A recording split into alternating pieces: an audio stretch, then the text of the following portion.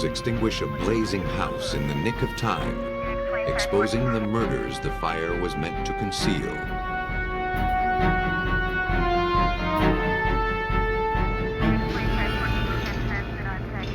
A woman's death in her bathtub looks like an accident, at least at first.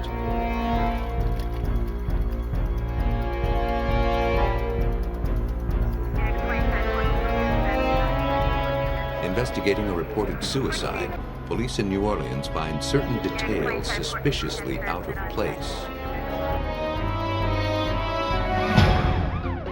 Killers can be masters at disguising their crimes, even when their victims are in plain sight.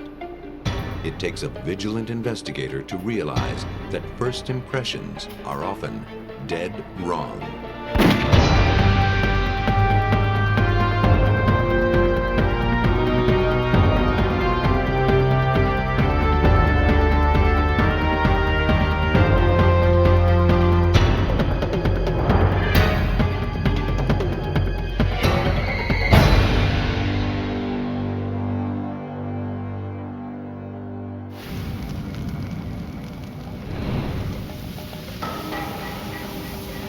In the small town of Vinton, Virginia, on August 29, 1994, a passing motorist saw smoke rising from a house just before dawn. Firefighters battled the blaze for several hours before bringing it under control. Okay, can you give me your status? You making any headway on the fire? Yeah, we got most of the knocked down. We're still negative on a search. The patterns of the burns and the speed at which the fire spread told them this was arson. Had the motorist not called when he did, the house and all it contained would have been destroyed beyond recognition. The fire team was not in time to save the family who lived there. 4 people, including 2 small children, were dead. 11C, go ahead and back your hay line out of the building. But once the smoke cleared and smoldering ruins were examined, it became apparent that this family did not die in the fire. Downstairs, Teresa Hodges had been strangled. Upstairs, 11-year-old Winter Hodges and 3-year-old Anna Hodges had been shot. In the master bedroom, the body of their father, Blaine Hodges, was found with a single gunshot to the head. A .22 caliber pistol without a barrel lay near his body. Special Agent Barry Cassee of the Virginia State Police had a theory about what happened. It was pretty obvious that the evidence was just screaming. That's the words I use of murder-suicide. And as the morning wore on, it became even more evident that it was a murder-suicide. Blaine Hodges had recently been convicted of embezzling from his employer, the United States Postal Service. Police believed that Blaine, despondent over his impending prison sentence, had killed his wife and his children. Then he doused their home with fuel oil, set it afire, and shot himself in the head.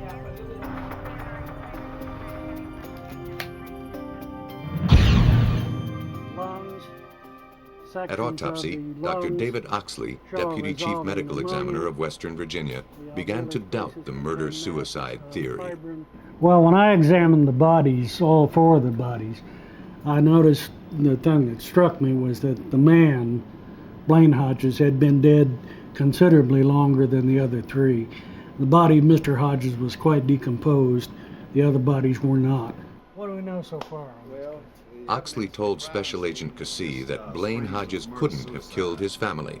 24 to 36 hours, find out what He'd died at least 12 hours earlier than they did. The gun collected at the scene also raised questions. The bullets retrieved from the victims were all .22 caliber, the same as the pistol retrieved next to Blaine Hodges. The pistol's serial number had been filed off, making it impossible to trace. Its missing barrel also hampered investigators. A gun barrel leaves spiral marks called lands and grooves on every bullet that passes through. The bullets recovered from the victims had these markings, meaning they came from a gun with a barrel. Forensic Supervisor William Conrad of the Virginia Division of Forensic Science was convinced that someone besides Blaine Hodges must have pulled the trigger. With the barrel removed and rifling being present on the father's bullet that was taken from his head, would indicate right away that he could not have fired that shot. There's no way he could have shot himself in the head and then removed the barrel. That wouldn't have happened. Conrad wasn't convinced this was even the real murder weapon. The bullets taken from the bodies were marked with 6 lands and grooves. Reference manuals for the gun found at the crime scene showed its normal pattern would be 8 lands and grooves. Conrad concluded the gun found at the crime scene was merely a drop gun, intended to fool the police. At a crime scene, if you're trying to frame someone or try to cover something up, you would drop a gun that's unrelated to the incident and try to trick us into thinking that was the actual weapon. What looked like a murder-suicide at the crime scene had morphed into plain murder in the forensics lab. Aside from tipping detectives off, the gun was of little use at this stage in the investigation. They had no suspects, no ballistics to compare, and apparently not even the murder weapon. All that detectives could be sure of was that someone else had killed the family, then tried to make it appear like murder-suicide. The killer had hoped the flames would consume the evidence. Detectives sifting through the ashes at the crime scene now had a new assignment: to smoke out the killer. Police had no idea who killed the Hodges and their 2 daughters. They questioned friends, hoping to gather clues about their enemies. Their closest friend was a man named Earl Bramblett. He frequently stayed with the family. The kids called him Uncle Earl. Police asked Bramblett to come to the station and talk with them. Nice to meet you. I appreciate you coming down. He seemed genuinely upset about the deaths. But in the course of his interview, an offhanded comment caught investigators by surprise. He spontaneously made a comment, and he said that sorry SOB, he had a beautiful family, he did them and did himself. Well, at that moment, I knew Mr. Bramblett was probably involved in the murders of the Hodges family. I knew that in order for somebody to know that outside of the police, that they would have had to have been in there when the murders occurred. The media hadn't reported the murder-suicide story, and the police hadn't mentioned it to anyone outside of the force. Bramblett had revealed a detail only the killer would have known. Gussie kept his suspicions to himself. He needed more evidence before he could act on them. Bramblett agreed to come in for another interview later. When he failed to show, the police went to the motel where he was staying, since he had no fixed address. When he didn't answer the door, the detectives obtained a room key from the motel manager to make sure he was all right. Bramblett arrived just in time to stop them. Now belligerent, he dared them to place him under arrest. To the police, he was behaving like a man who was guilty, You want to run? You think I done something wrong? and who believed the police would never be able to prove it. Bramblett's own words had made him a suspect, but words alone proved nothing.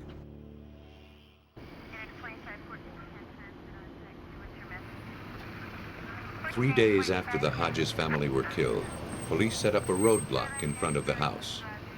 The fire had started around 4:30 a.m. By stopping cars around that time, they hoped to find someone who may have passed the house just before it burned. A woman told police she saw a vehicle pull out of the Hodges driveway at the time of the fire. She noticed the vehicle because it was so unusual, an old white pickup truck with a black tailgate. She did not notice the license number or the driver. Earl said we'd be back. A search warrant to look at your truck and your room. Better read it. While the roadblock was taking place, police returned to Bramblett's motel room with a search warrant. As Bramblett stood by, they searched for anything that might suggest his involvement in the deaths of Blaine Hodges and his family. Outside stood his white pickup truck with its distinctive black tailgate.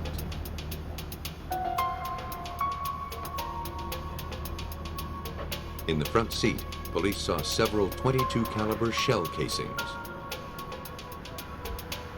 They were the same brand and caliber as the casings found at the murder scene. When the firing pin strikes a bullet, it leaves a distinct impression on the cartridge casing. William Conrad hoped to compare the casings from the crime scene with the ones found in Bramblett's truck. Once again, he found the killer was one step ahead of him. He'd obscured the marks on the cartridges.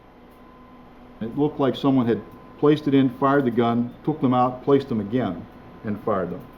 Again, it indicated that someone was trying to manipulate the evidence after the fact to try to confuse the laboratory and what was going on. Conrad would not be so easily thwarted. Among the hash of wayward marks, he looked for similarities between the cartridges retrieved from the truck and those from the murder scene. We can put the marks together, see the reproducible patterns that are present, and be able to say that the marks that you see represented on both of them were made by the same firing pin impression. After close scrutiny, he found what he was looking for. One of the cartridges from the crime scene had a strike mark identical to a cartridge from Bramblett's truck. And I found enough of those individual characteristics that I was able to say that both of them had been fired by the same firing pin, to the exclusion of any others. The cartridge casings were definitely used in the same gun, linking the drop gun to Bramblett. But that wasn't enough. Conrad still needed to find the gun that fired the fatal bullets. Meantime, detectives worked the case from another angle, trying to find out if Bramblett could have been the one who set the fire. The killer had torched the house around 4:30 a.m. on Monday, August 29th. To check Bramblett's whereabouts at that time, police went to the sign company where he worked. They learned he was scheduled to be at work at 5 a.m. the day of the fire. The same employee that routinely checks the time cards checked Mr. Bramlett's. Mr. Bramlett's card had been obliterated. That the time that he punched in on Monday morning, August the 29th, had been blacked out where you couldn't read what time he might have punched in. Police called on handwriting expert Gordon Menzies to find out what was under the marking. Using infrared lighting techniques, I was able to separate the ink of the overwritten entry or the obliterating entry and come up with an entry of 5:08 M, which was apparently 8 minutes after 5 Monday. The time card confirmed that Bramblett arrived at work after the blaze was set. But that didn't prove he was the one who set it. It only proved he had time to do it. The search for more evidence continued.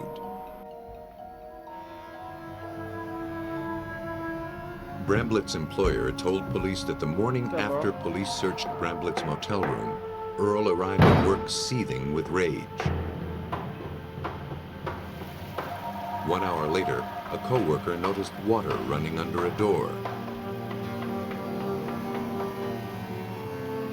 He found a pair of blue jeans thought to be Bramblett's. They smelled of the solvent used at the sign company. The manager thought them important enough to turn over to the police. Authorities hoped the jeans still held some clue to link Bramblett to the fire.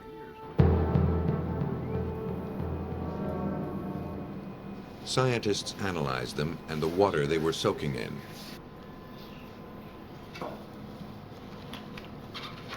To identify the chemicals in the fabric, the jeans were placed in a canister with a solvent called pentane. After they had soaked for 15 minutes, the pentane was poured off. The solvent evaporated under a fume hood, leaving behind a soup of the compounds from the jeans. The liquid was placed in a gas chromatograph. A readout identified each compound soaked out of the jeans. One was a commercial solvent used by the sign company. The other was fuel oil, like that used to douse the home of the murder victims. Investigators believed that Bramblett had tried to rinse the oil-soaked jeans clean, carelessly leaving them where anyone could find them. Though the jeans were potential evidence, they were, like everything else so far, circumstantial. Investigators pressed on. Hoping that Bramblett's carelessness didn't stop there, they looked for more evidence in the dumpster at the sign company. Along with documents belonging to Bramblett, they found a T-shirt bearing the words William Byrd High School, class of 2001. One of the murder victims, 11-year-old Winter Hodges, owns such a T-shirt. It was missing from the crime scene and unaccounted for.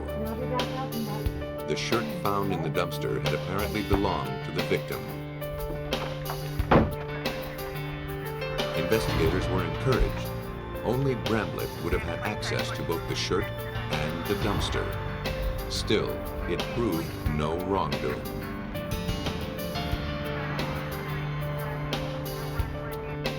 As the investigation into the deaths of the Hodges continued, Bramblett left town for good. Though Virginia police never let him out of their sight, they believed they had nothing to hold him. They didn't realize they had what they needed all along. Police were reasonably certain that Earl Bramblett killed the Hodges family, but that means nothing in a court of law. To prove it, they had to place him at the scene. The gun seemed to be the crucial element. They just didn't know how it fit. The killer had taken pains to make sure the weapon couldn't be identified. Without a serial number, it couldn't be traced. Without a barrel, investigators had no way to perform a ballistics test. They had no reason to believe that the gun from the crime scene was the murder weapon. According to William Conrad's reference manual, a bullet fired from this gun would show 8 lands and grooves. The bullets recovered from the Hodges showed only 6.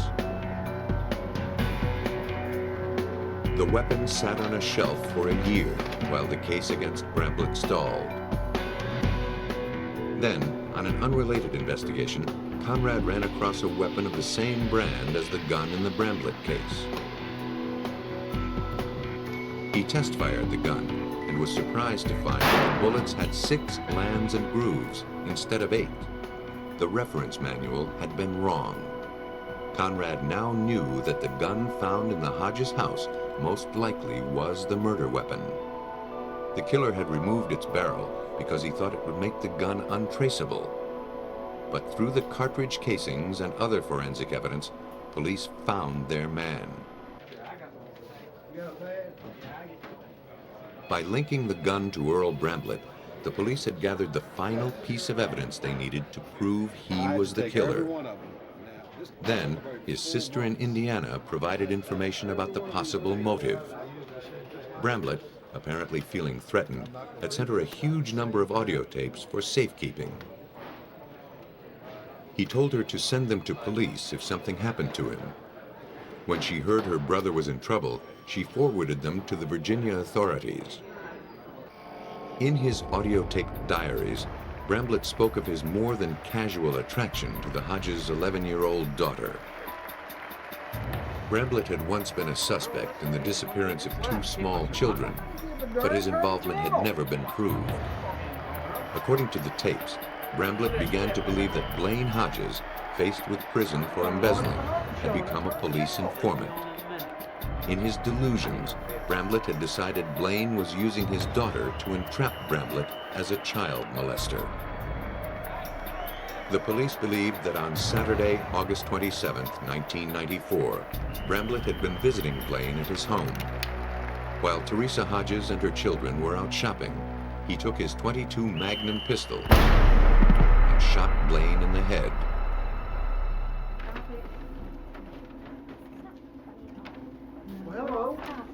According to friends who saw them later that day, Bramblett told Teresa when she came home from shopping that Blaine, despondent over going to prison, needed some time by himself.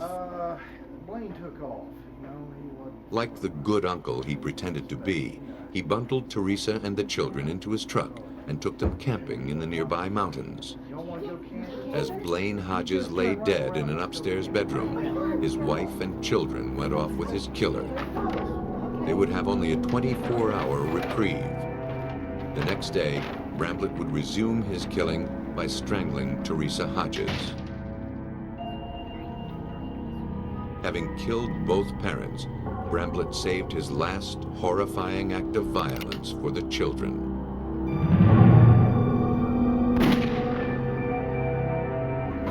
He then put the murder weapon next to Blaine Hodges' body to make it appear that Blaine had killed his family, then himself. He was sure the fuel he spread throughout the house would ignite an all-consuming fire, that the police would buy the theory of murder-suicide.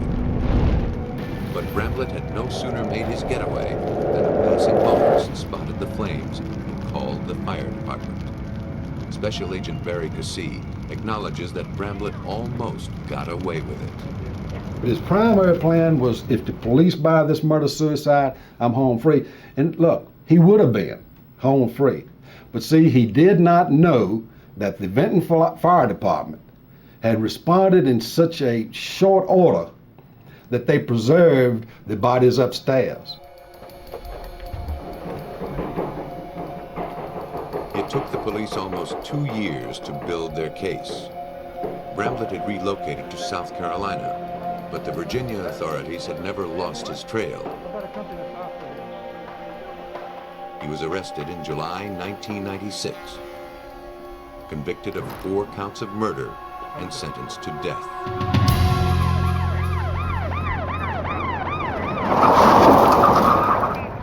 Killers can disguise their crimes in many ways, but the truth often lies just below the surface. On April 29, 1997, police in the suburban Philadelphia community of Marion, Pennsylvania, arrived at the house of Craig Rabinowitz. He'd called 911 to report his wife unconscious in the bathtub.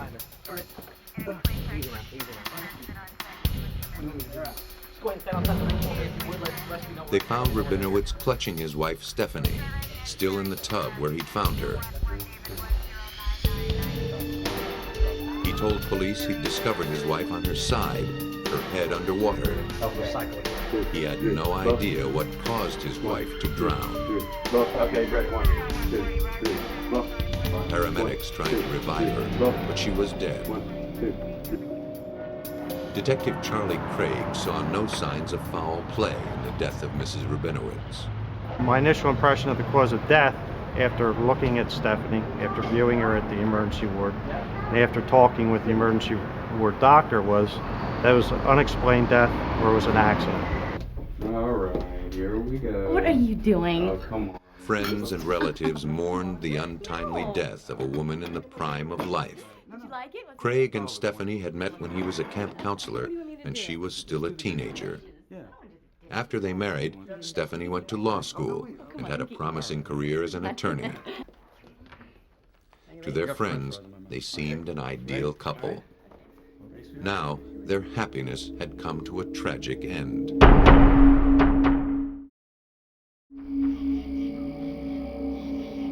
Craig told police that on the night of his wife's death, he was watching a hockey game while she took a bath. He heard a thump coming from the bathroom, like the sound of a shampoo bottle hitting the floor. When his wife failed to emerge from the bath after 35 minutes, he went to check on her. That's when he found her submerged in the water, her face blue. He tried desperately to bring her back to life, then called 911. Detectives have an eye for inconsistencies. And though they had no reason to doubt that the death was an accident, one fact seemed bothersome. The paramedics mentioned that the victim was wearing jewelry, including a watch. Charlie Craig's partner, Detective Richard Peffel, asked some of his female friends if they bathed with their jewelry. And almost exclusively, every woman said, absolutely not. The first one I did was the first night I got home about 4 a.m. and I woke up my wife from a dead sleep.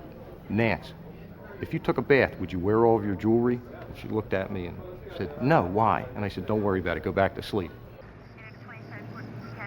That eccentric detail motivated investigators to look for other inconsistencies. They checked the hospital records. Again, something didn't sit right. After death, a body's temperature normally drops at the rate of 1 degree per hour, even faster if it's sitting in water. When the victim arrived at the hospital, her temperature was only 1 degree below normal, indicating she died just 10 minutes before the call to 911. Her husband's estimate that 35 minutes passed after he heard a thump in the bathroom didn't add up. While detectives' suspicions were mounting, Chief Coroner Halbert Fillinger requested an autopsy to find out why the healthy 29-year-old died so suddenly. Craig Rabinowitz refused to allow it, asserting that Jewish law demands that the body be interred before sundown the day after death, and it must remain intact. But in cases of mysterious or sudden death, the coroner can overrule religious objections unless he's given a court order. Because of their Jewish faith, Stephanie should have been buried before the next Sunday. And Dr. Fillinger was pressured by the family to release Stephanie's body so that she could be buried in accordance with her faith. And Dr. Fillinger was persistent that the body would not be released until a complete autopsy was committed. When the body was brought in, it showed no marks, not even a bruise to indicate how the victim fell. According to Fillinger, that's not unusual. There are injuries on the front of the body, and they occurred just prior to death or a short time prior to death. And you examine the body right after death, you may not see anything at all. But by the time the autopsy was conducted, 12 hours after she died, the victim's wounds began to reveal themselves and the truth about her death. The medical examiners believed they were about to begin a routine autopsy on the victim of a mysterious death. Though the circumstances were tragic, examiners didn't expect them to be criminal. But they soon found themselves face to face with homicide. The first indication of foul play came with a look at the skin below the victim's eyes, where bruises made a silent accusation. But as the blood drains away from those sites of injury, leaving the surrounding skin quite pale, then the area of bruising stands up like a beacon in the night. Bruises such as these come from lack of oxygen, most often when a victim chokes or is choked. Strangulation was a possibility worth looking into. The victim showed no external marks around her neck, but beneath the skin, the tissue damage confirmed Fillinger's suspicions. And of course, when we first got the body open, we found the evidence of severe strangulation, a great deal of trauma in the neck. The mystery of Stephanie Rabinowitz's sudden death had been solved, and a homicide investigation had begun. Detectives Charlie Craig and Richard Peffel, along with prosecutor Bruce Castor, had their prime suspect, the victim's husband, Craig Rabinowitz. They questioned him in the presence of his attorney. When Charlie came back in and advised both Rabinowitz and the attorney that Stephanie had in fact died from manual strangulation, the attorney jumped up and said, "Oh my God, she strangled herself." And both Charlie and I looked at the attorney and I said, I don't think so. The Rabinowitz marriage seemed picture perfect.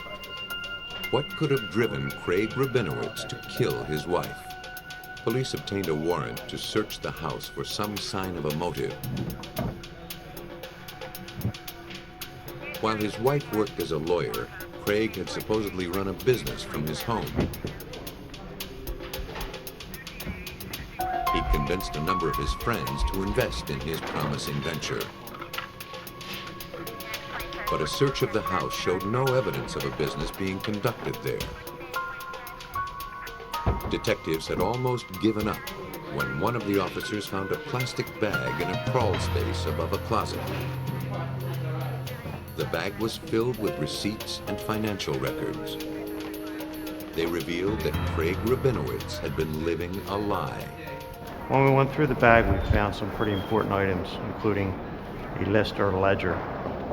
We also found other receipts from pawn shops, indicating that some jewelry had recently been pawned. And we also found receipts from furniture stores, the furniture that he had bought, apparently another woman. So during this whole case, he was pictured to be this loving, happy, devoted husband, and in this bag, we found otherwise. A forensic accountant, skilled in deciphering complex financial transactions, reviewed the records. He found that what Craig had called a business was in fact a con game. He'd swindled his investors and convinced his trusting wife to remortgage their home.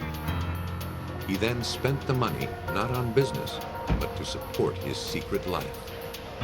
Credit card bills totaling $54,000 came from a single location, a strip club in Philadelphia. He'd been seeing one of the dancers there, showering her with gifts. At the time of his wife's death, Craig was hundreds of thousands of dollars in debt.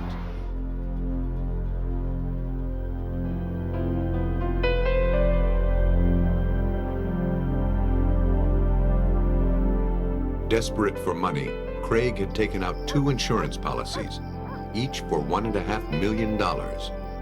One was for his own life, the other for his wife.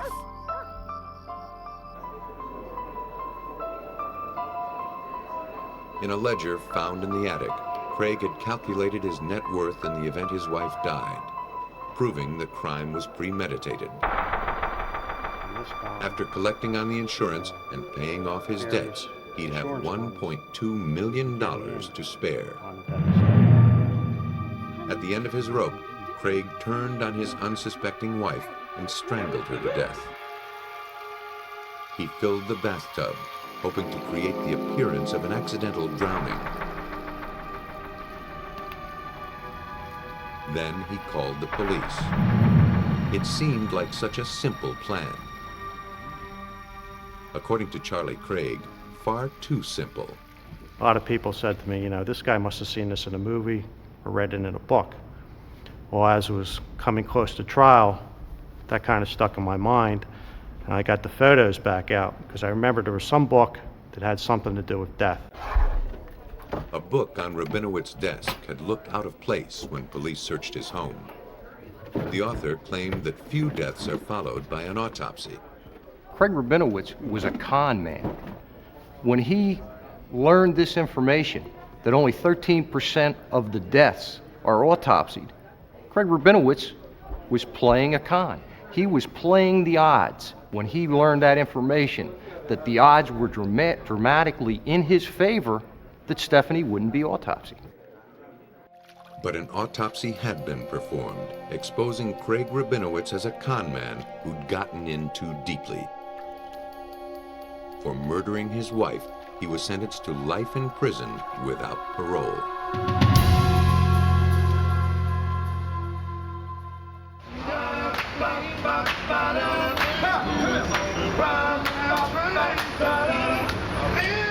Lurid events take on a life of their own.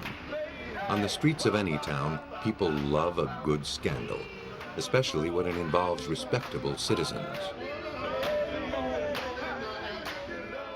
In New Orleans, a town not easily shocked, Investigators found themselves in the middle of a scandal that made the Big Easy a little queasy.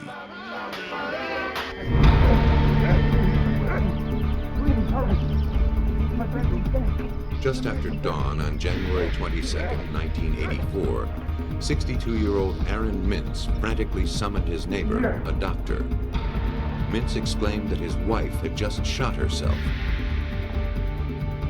The two men rushed upstairs to the master bedroom.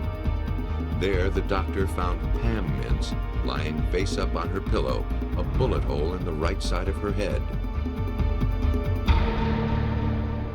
In her hand was a pistol. The doctor checked for vital signs as Mintz waited anxiously nearby. Solemnly, the doctor informed Aaron Mintz that Pam Mintz, the woman he'd been married to for 33 years, was dead. The doctor called the police to notify them of the suicide.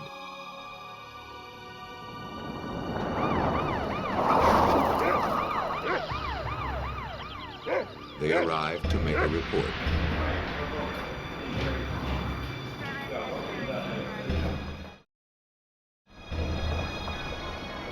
Detective John Dillman led the investigation. Shortly before daybreak, or right at dawn, I received the call of a suicide at the residence of Aaron Mintz. Proceeded to that location, thinking that I was going to handle a suicide. Investigators assessed the scene, expecting nothing out of the ordinary. But the position of her body didn't look right. They suspected the victim had been moved. Pam's right elbow was bent in an upwards direction, like this, with two blood stains on the bottom of her forearm, coming up to a point on both sides. I questioned those stains as soon as I saw them because, as we all know, blood can't run uphill. It's against gravity. The angle of the gun in the dead woman's hand also aroused the investigators' suspicions. It looked as though it was placed in her hand after the fact. The gun was positioned, and this is unloaded, by the way. The gun was positioned in her hand, bent in this position, close to her head, where it would have been almost impossible to pull the trigger except with a thumb.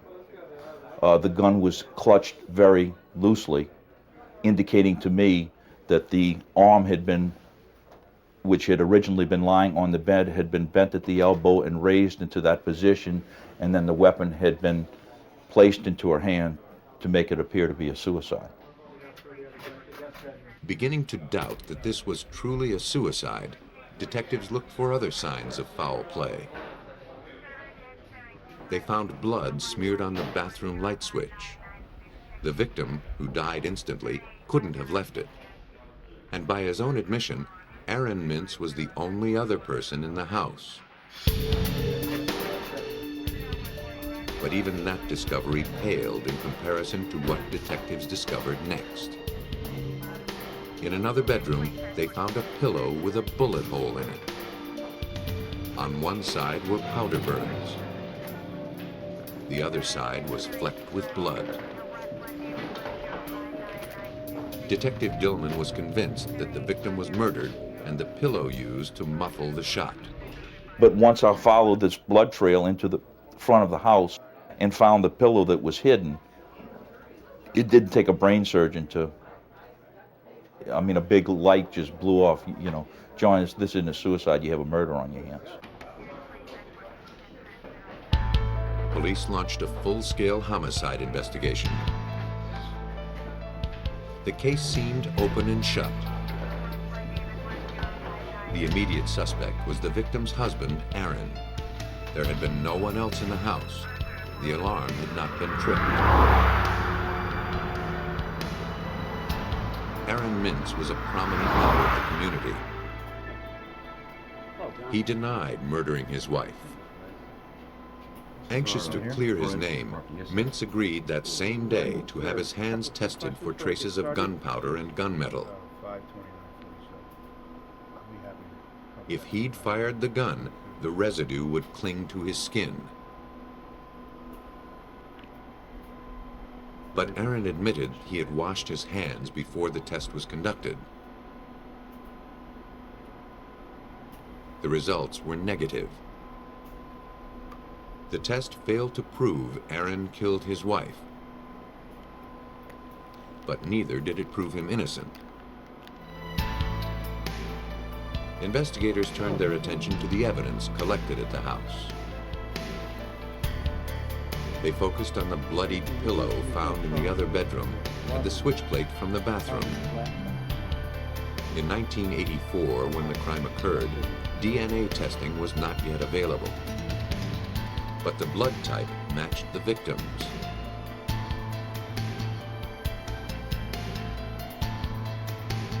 Blood smears on the front and sleeve of Aaron's bathrobe also matched.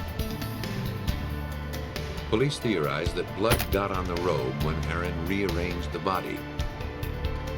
His sleeve probably touched the light switch when he went to wash his hands. All right, so you went downstairs. You relaxed, watched a little TV, and then fell asleep? Yes.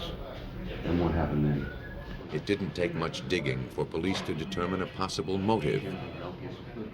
They learned that Mintz was having an affair with a young woman named Lois Porsche. Pam Mintz found out about her husband's infidelity 2 weeks before her death. She angrily confronted Aaron. She wouldn't let him go without a fight. She didn't want him embarrassing her in public. And when Aaron began showing up in the circles of their friends with the girl that he was having the affair with, she became irate. She was going to take him for everything he was worth. And he knew it. Investigators suspected that Aaron killed Pam so he could be free of the marriage without losing his fortune. According to their scenario, Aaron had gone to his wife's bedroom after she'd fallen asleep.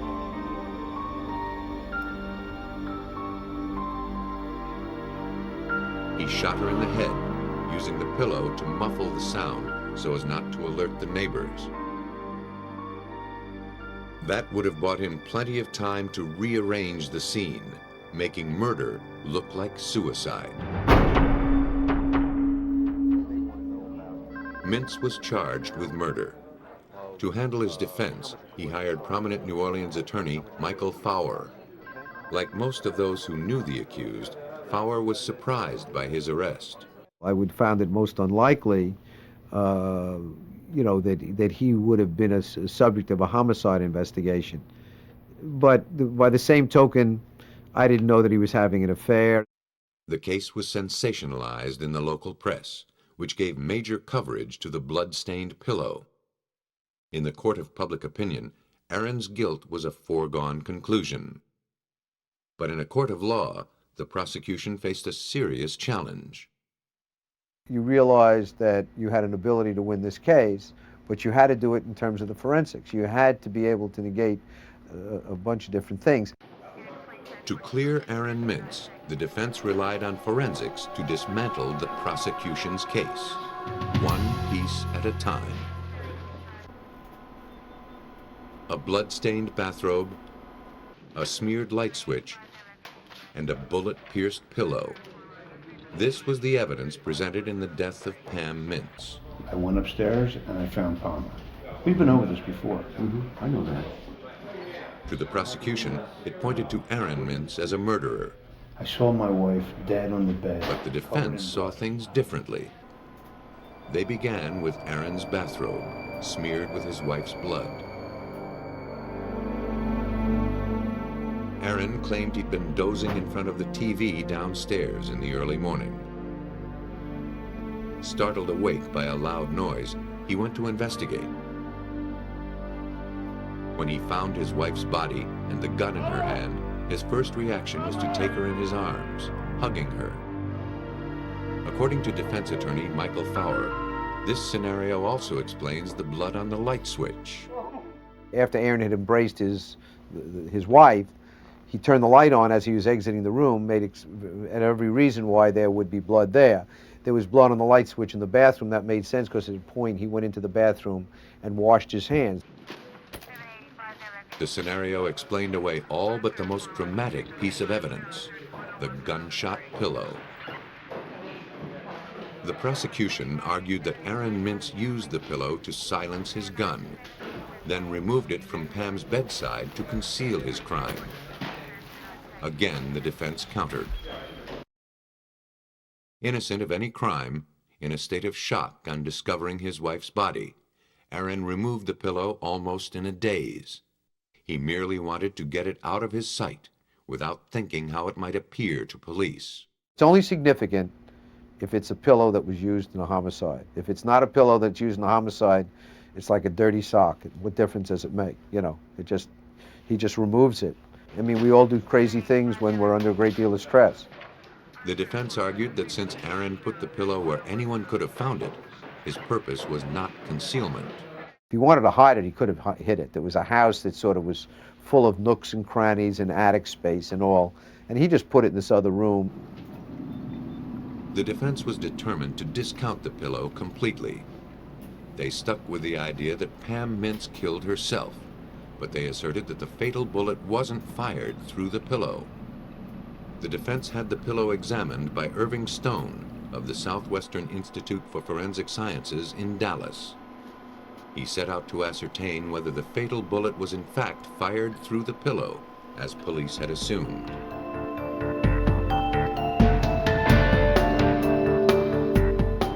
Using a weapon of the same caliber as the gun that killed Pam Mintz, Stone conducted tests to simulate what would happen if a gun were fired through a pillow into a human head. As a target, he used a sponge soaked in simulated blood within a heavy plastic bag. Stone shot the bag through the pillow from various distances. He demonstrated that if a pillow had been used to muffle the fatal shot, a great deal more of the victim's blood would have ended up on the pillowcase. What would have happened as the bullet passed through the pillow into the head, with the pillow being 6 to 10 inches from the head, then there would have been backspatter of blood that would have spattered back on the reverse side of the pillow. Well, there was none of this there. The blood on the pillow at the crime scene was hardly noticeable. By contrast, in the laboratory, blood was spattered and stained over a wide area. Stone also showed that a bullet fired through a pillow would have left fragments of the pillow behind. You expect to find cloth, fibers, some other type of polymeric fill material at or around the wound, and actually into the wound itself. I've seen where cloth fragments have been caught by the bullet and just carried right into the wound. There were no reports of pillow fragments on the bed where the victim was found. Likewise, the coroner found no traces of the pillow in the wound. For Stone, there was only one conclusion. The fatal bullet was not fired through the pillow. But a nagging question remained. What was the pillow doing there in the first place? On the one hand, we had no obligation to explain the pillow. Once we were able to explain it was not used in a murder, in a homicide.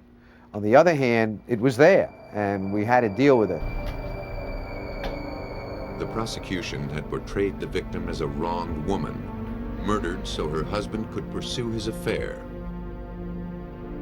But the defense painted an entirely different picture. They portrayed Pam Mintz as a vindictive woman with a long history of emotional distress.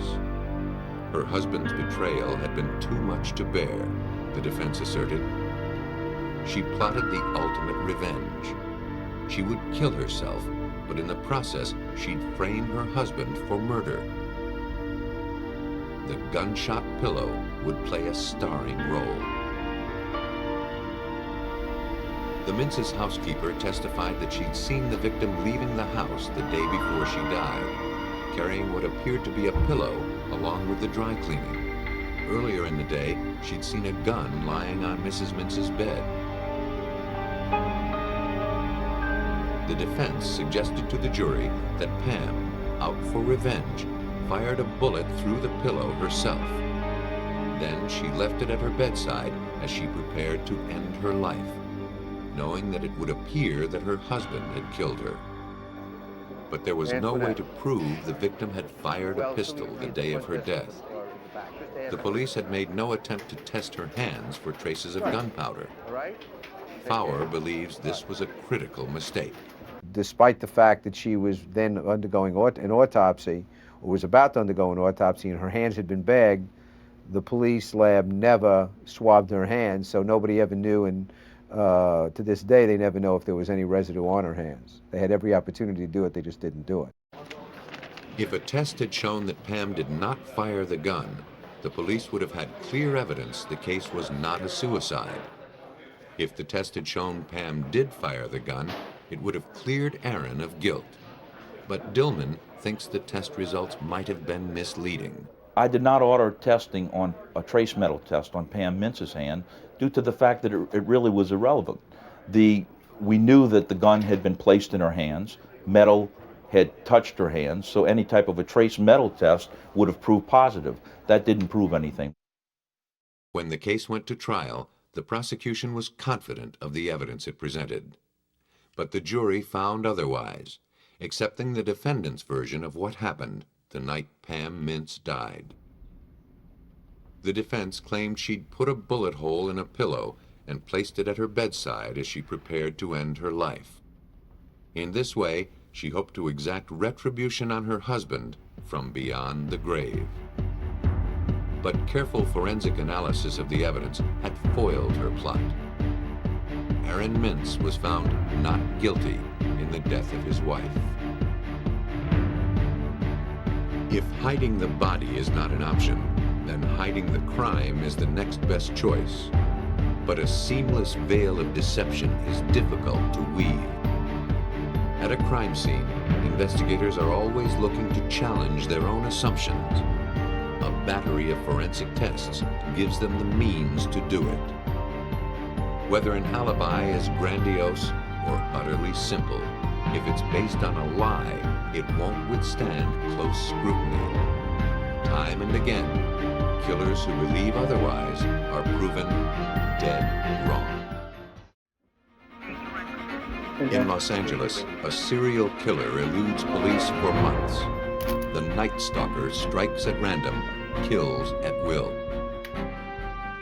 The terror he inspires is enormous. The clues he leaves are slight. But ultimately, they're all detectives have to track him down. Investigators at the scene of a strangling rely on an experimental technique to raise invisible clues. They have only one chance to get it right.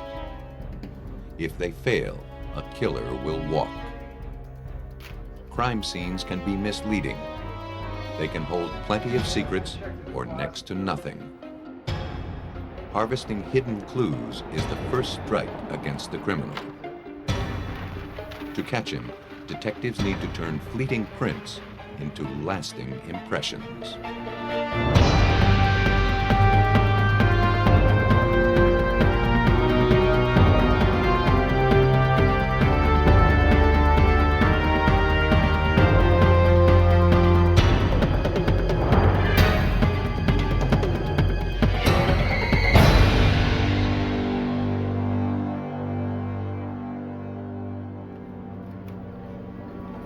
Despite their working familiarity with death, Los Angeles homicide investigators were chilled by the scene they encountered in the affluent community of Whittier on March 29, 1985. The ransacked condition of the house spoke of robbery as the primary motive. A VCR, video camera, and much of the couple's jewelry was taken. But the perpetrator also had a taste for blood. Vincent Zazzara had been killed by a .22 caliber bullet. His wife Maxine was shot in the head and mutilated. The forensics team went to work, but wouldn't find many clues. Though the killer had plundered the home with reckless abandon, he had taken care to protect his identity. Technicians dusting for fingerprints determined that the intruder had worn gloves.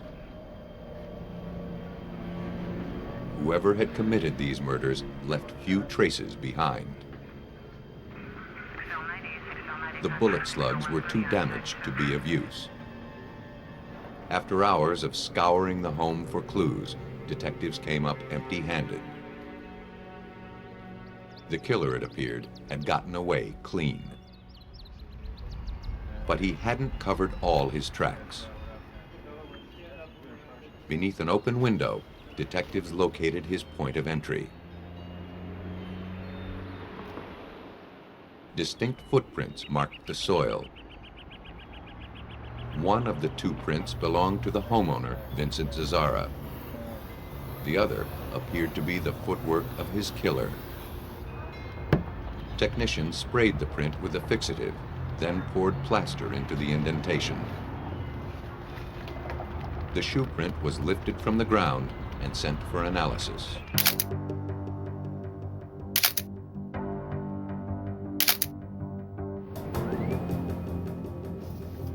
At the sheriff's crime lab, criminalist Gerald Burke examined it.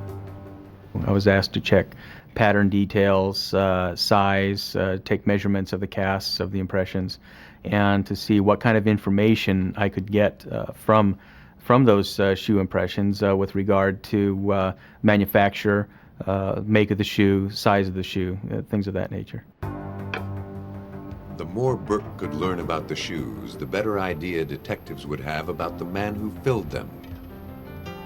Burke knew the cast was from an extremely large sneaker, but he couldn't determine what brand of shoe it was.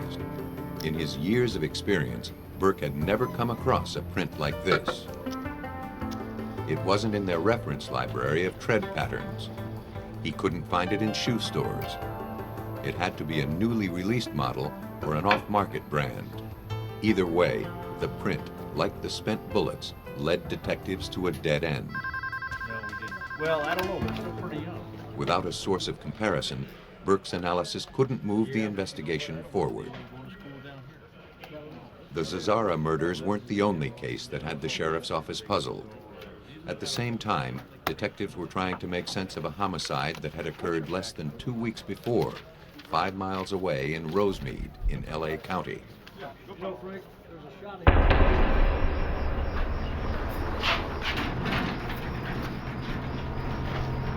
Maria Hernandez arrived home late one night and came face to face with the barrel of a .22.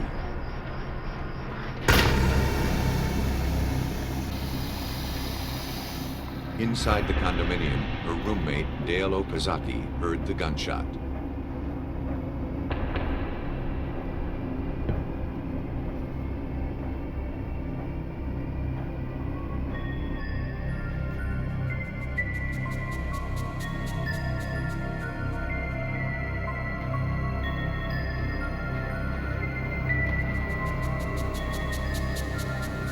She died almost instantly.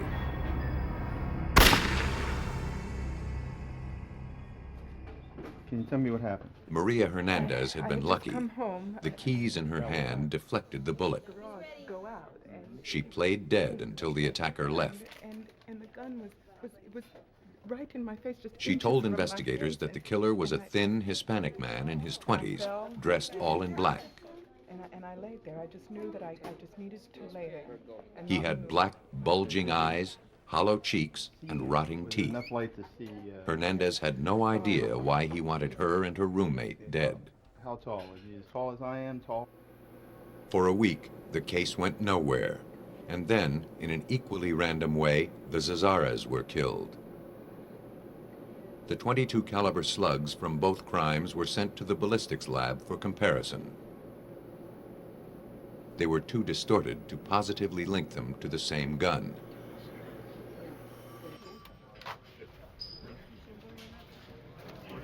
Even so, Detective Gil Carrillo of the Los Angeles County Sheriff's Office drew a connection between the homicides. We had Maria Hernandez, who's surviving victim in the Hernandez case. You have her giving us a physical description and a drawing of an individual that assaulted her. We have a particular caliber gun. In the Zazzara case, we have no physical description, but we have a shoe print. And we have the same caliber gun. Not only did he see the two crimes as being connected, Carrillo believed they were part of a much bigger pattern. For weeks, violence had been on the rise in Los Angeles County, a 4,000 square mile area of 88 cities. Night after night throughout the county, the toll of murders, sexual assaults, and abductions grew. The media was in a frenzy, reporting crime after crime, and with each episode, the public's fear swelled. The crime lab worked overtime to process the evidence gathered at the scenes. They weren't coming up with much. Carrillo looked for a common thread in the spree of violence. Based on crime reports and conversations with witnesses, he forged a radical theory. His colleagues saw the crimes as LA's growing trend of violence. While they assumed that the crimes had several perpetrators, Carrillo believed they were all the work of a single man. But Carrillo was new to the homicide department. None of his colleagues bought his theory. Apart from the grotesque violence of the crimes, there was no common denominator to suggest they were committed by one man. The rookie's instinct defied conventional wisdom. The sheriff's department wouldn't entertain the idea of a serial killer until Carrillo could base his suspicion on fact. And until you had enough physical evidence or conclusive evidence, it's difficult to sell everybody that one man was committing all the crimes that had been committed up until that time. Before he could prove his theory, Carrillo needed a more definitive pattern to emerge. He wouldn't have to wait long. In the weeks following the Zazzara murders, 7 victims throughout Los Angeles County were wakened in their beds. Women were bound with handcuffs, thumb cuffs, or electrical cords before being sexually assaulted. Houses were turned upside down, valuables stolen. Suburban bedrooms were now the most dangerous place in Los Angeles, and everyone was sleeping lightly.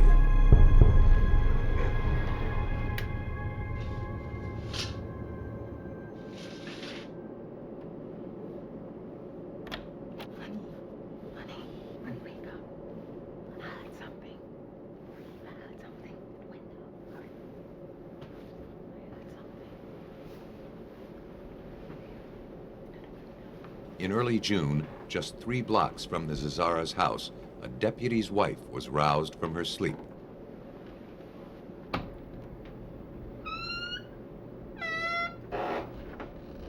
She thought she heard a window opening. Someone was in the house.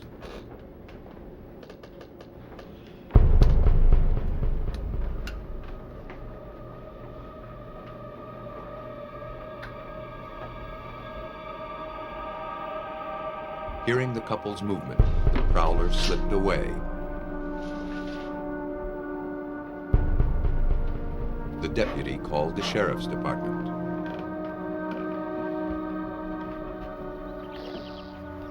In the daylight, investigators found gouge marks where the prowler broke in. The deputy pointed investigators to the flower bed, where he'd covered some evidence with a shoebox.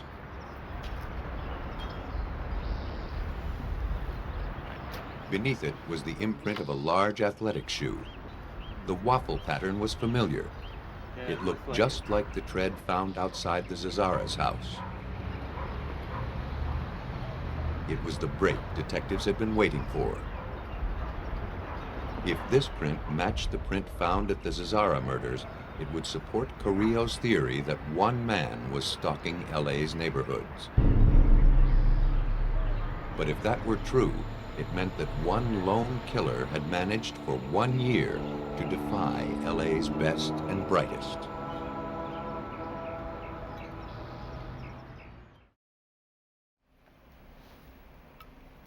Now that he had a basis for comparison, criminalist Gerald Burke examined the 2 plaster casts taken from the crime scenes. He determined the prints were made by shoes of the same model, but not necessarily by the exact same shoe. Because both prints were left in coarse dirt, Burke was unable to identify the subtle marks that make each shoe unique. Things like little nicks and cuts and scratches, or something that can be used as an identification, more or less like a fingerprint in one shoe sole to another. This was of little help to detectives. In a county of 7.5 million people, they could not track a man solely by his tread marks. But it was all they had to go on. And it kept showing up again and again. Since the Zazzara murders, the large waffle pattern was found in the mud outside a Monterey Park homicide and was stamped in blood inside the home of a severely beaten old woman in Monrovia. Burke had 3 casts and 1 shoe print to work with. The crimes remained unsolved. The shoe prints remained a mystery. Then a summer intern casually walking by a lab table made a pivotal observation. And she said, "Oh, that's an Avia." And everybody just stopped and looked at her and said, "Are you sure?" And he says, "Yeah, I got a pair in my trunk." So she goes to the trunk of her car and pulls out this pair of Avia shoes, and that's when everything broke loose. Avia was a new brand, explaining why the department had no information on them. In order to learn everything they could about this shoe, investigators went to Avia headquarters in Portland, Oregon. The company's designer identified the model number of the shoe that made the print. Burke pressed for more information. I asked him to be a little bit more specific, and he said that he actually designed that shoe, and that he had a patent on that particular shoe sole design, and that there were no other patterns that were close. The pattern was from an aerobic shoe that had only been on the market for 4 months. Only 1,300 pairs had been manufactured. Avia provided Burke with a number of soles from the factory so that he could accurately determine the size of the shoe that left the print. The rate of motion and the texture of the ground can greatly distort the impression. The only way to size the shoe was to compare tread patterns. The pattern details on the sole increase as the shoe size increases. Down here in the bottom of the shoe, actually the mid portion of the shoe, you'll see that there are a number of chevrons. And these chevrons actually increase in number with the increasing shoe size. And the plaster casts, although they weren't good enough quality to record the Avia logo, they were good enough quality to allow me to count these pattern elements, these pattern details. After counting the lines on the plaster casts, Burke was able to identify every cast he had as coming from a size 11.5 shoe. When he examined the marketing material from the manufacturer, he realized what a crucial discovery he'd made. Of the 1,300 pairs of this model manufactured, only 6 had been shipped to Los Angeles. Of those 6, only 1 was an 11.5. Only a handful of men in the country owned size 11.5 Avias. Carrillo's improbable theory of a single killer was now glaringly real. When you start throwing the odds of more than one person wearing that particular model and size of shoe, it becomes, it narrows it down quite a bit that not more than one person is committing the crimes. When you have physical descriptions coupled with physical shoe prints, you've got, I mean, that's a neon sign saying, "Come get me." That's one man. One very dangerous man that required county-wide attention. And getting him wouldn't be easy. They didn't know who he was, but terror had a name. The media dubbed him the Night Stalker. The Sheriff's Department organized a task force of homicide detectives. Carrillo teamed up with Frank Salerno. From his experience hunting some of LA's most deadly serial killers, Salerno knew what kind of challenges they faced. It's very frustrating. You know, there's one individual out there that's committing all these crimes, and very violent, serious crimes, and you want to bring it to an end as quickly as you can. The task force started small, then swelled as evidence accumulated. At one point, we had about 75 investigators working in the bureau at that time, and we were using 1/3 of them just to investigate the Night Stalker series. The Night Stalker held Los Angeles in a reign of terror during the summer of 1985. Night after night, people were struck down in the place they used to feel safest, their own homes. Pressure to solve the case was tremendous. But until detectives like Gil Carrillo uncovered the Night Stalker's identity, they couldn't calm the panic. Gun sales went up, burglar alarm systems went up. Everybody was locking their windows and doors during a very, very warm summer. And you're talking about something that just took over the entire county of Los Angeles. Law enforcement took to the streets. Detectives canvassed neighborhoods where the Night Stalker had struck, hoping that someone recognized him. They found nothing but petrified residents, and they knew better than to go at night. After dark, people weren't opening their doors to anyone. Sergeant John Yarborough was responsible for collecting evidence connected to the crimes. In one house, I found a couple who had abandoned sleeping in their bed. They'd created dummies in the bed. The husband was sleeping routinely in the garage, and the wife was sleeping behind a television with the portable telephone. I mean, that was the kind of fear and panic that developed over this case. Whether he killed his victims or let them live seemed as random as the rest of his behavior. Those who survived his attacks described, as Maria Hernandez had, a tall man with bulging eyes. He was saturated in a rank, leathery odor. How about the mouth? With the help of an identikit, a staff artist created a likeness of the man who had attacked them. Did he have mustache, any facial hair? So good to you? Yeah, looks good. I think that's him. I think that's it. Detectives knew what he looked like, but he thwarted every effort to find him. The Night Stalker's unpredictability made his next move impossible to anticipate. Most serial killers conform to a regimented routine. This one seemed to work at random. He hit neighborhoods all over Los Angeles.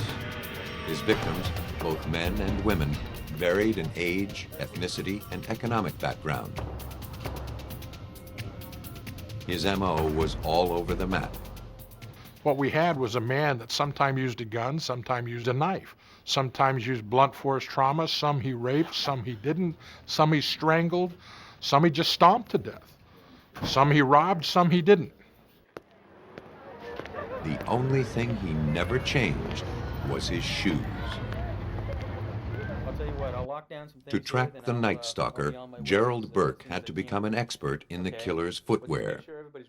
He was dispatched to any crime scene that seemed remotely linked to him. Okay, that sounds good. I was out at 2 or 3 o'clock in the morning on one side of the county, and at 6 o'clock in the morning I would be called to another side of the county, and I was just all over the place. And though detectives could track the killer by his shoe prints, they always lagged one step behind him. On July 5th, they followed his tracks to the posh community of Sierra Madre. Dad! That morning, 16-year-old Whitney Bennett woke up backwards in bed.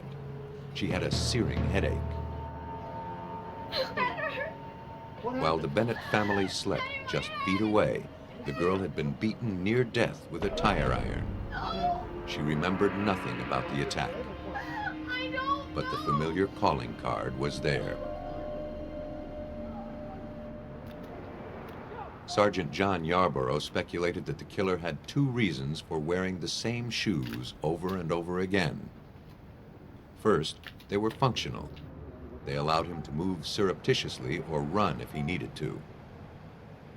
Secondly, they'd never let him down. But psychologically, it may have been the good luck shoes. He always wore them. They were always successful. He was always able to do what he wanted to do when he was wearing these shoes, so they had a good feeling for him. The brutality of the crimes advertised the killer's lack of remorse and his delight in causing death. I would say that he's a very good example of the predator-type offender who clearly just does not care about the victims that he comes in contact with. And he achieves a degree of thrill from it. That motivates him. Now, is he intelligent and cunning and clever? Well, he was certainly clever enough. The Night Stalker was crazy like a fox and just as hard to corner. The task force wasn't enough. If detectives were going to capture this serial killer, they needed to spread out. Investigators made a videotape for LA County's 63 police departments. On the tape, Carrillo detailed the evidence gathered from the crime scenes. The suspect was a young Hispanic male who always wore a Vias. Cold, scary look in his eyes. An expert cat burglar, it was impossible to tell if his primary motive was killing or robbery. As the body count grew, a few patterns emerged. He seemed to target yellow or beige houses. He sometimes drew pentagrams at the crime scene. But this information brought detectives no closer to identifying the horrible face that haunted Southern California.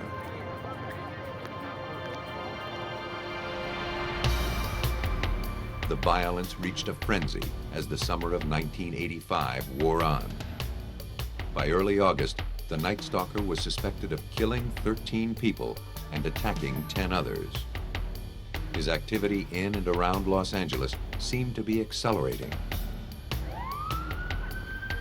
Law enforcement braced for his next assault. And then, nothing. For the first time in months, nights were passing peacefully.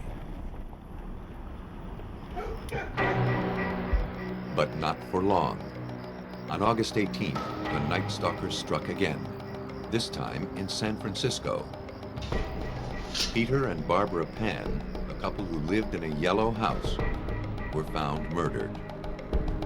It was the typical pattern: forced entry in the middle of the night, brutal murders, pentagrams, and stolen valuables. The unpredictable Night Stalker had just expanded his territory by 380 miles. The entire state was now under his grip. Where he'd strike next, no one could predict.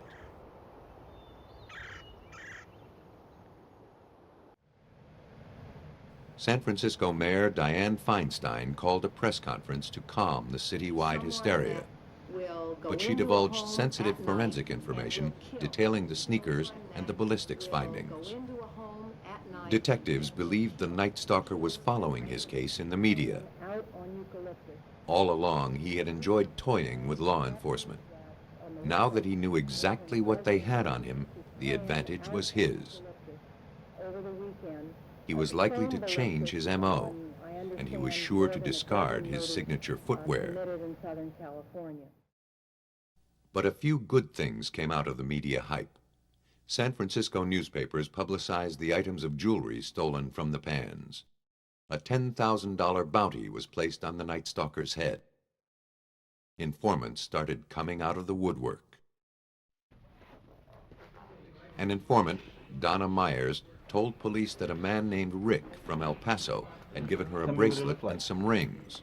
He was very tall. Like the description of the Night Stalker, Rick had terrible teeth, smelled bad, and was always spouting off about the virtues of Satan. About my length, very full. Police learned his last name was Ramirez. Very dark brown to black. Police now knew who he was, but they still had to find him. The Los Angeles phone book was full of men named Richard Ramirez. A fingerprint lifted from a stolen car at a crime scene pointed the finger of blame at a single suspect. When Ramirez's name came up, they pulled all the Ramirez's that had been arrested, which there were numerous of them, Richard Ramirez's, and they physically checked it just like you would by eye and made that identification. Once they determined which Ramirez they were after, surveillance personnel were deployed all over Los Angeles. They concentrated on places Ramirez was known to frequent. One of those places was the bus depot. Uniformed officers and undercover cops swarmed the station.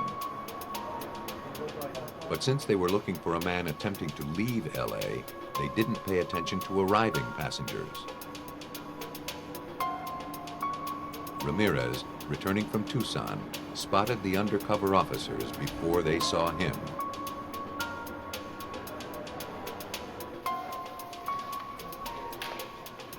He slipped out of the bus terminal and went to an East LA bodega for some breakfast. He quickly realized that he was the center of attention. El Matador, they whispered, the killer. Police were called. The chase was on. Ramirez ran for his life along the 5 freeway. He ran like a gazelle. He literally ran at a full sprint, probably a good 2-3 miles. Kept going, went over 10-foot sound walls, crossed 8 lanes of the 5 freeway right here. The fugitive made his way into a residential neighborhood of East LA. He saw his only way out, but it wouldn't take him far.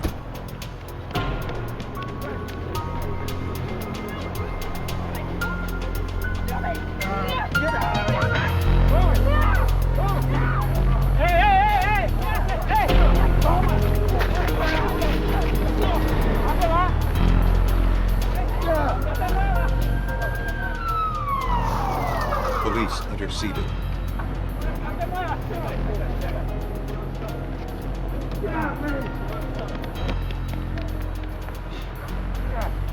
The man they protected from attack was the man they'd been hunting for months.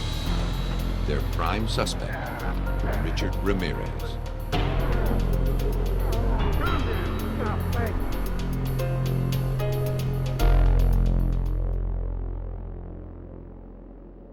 At the police station, all eyes moved toward his shoes.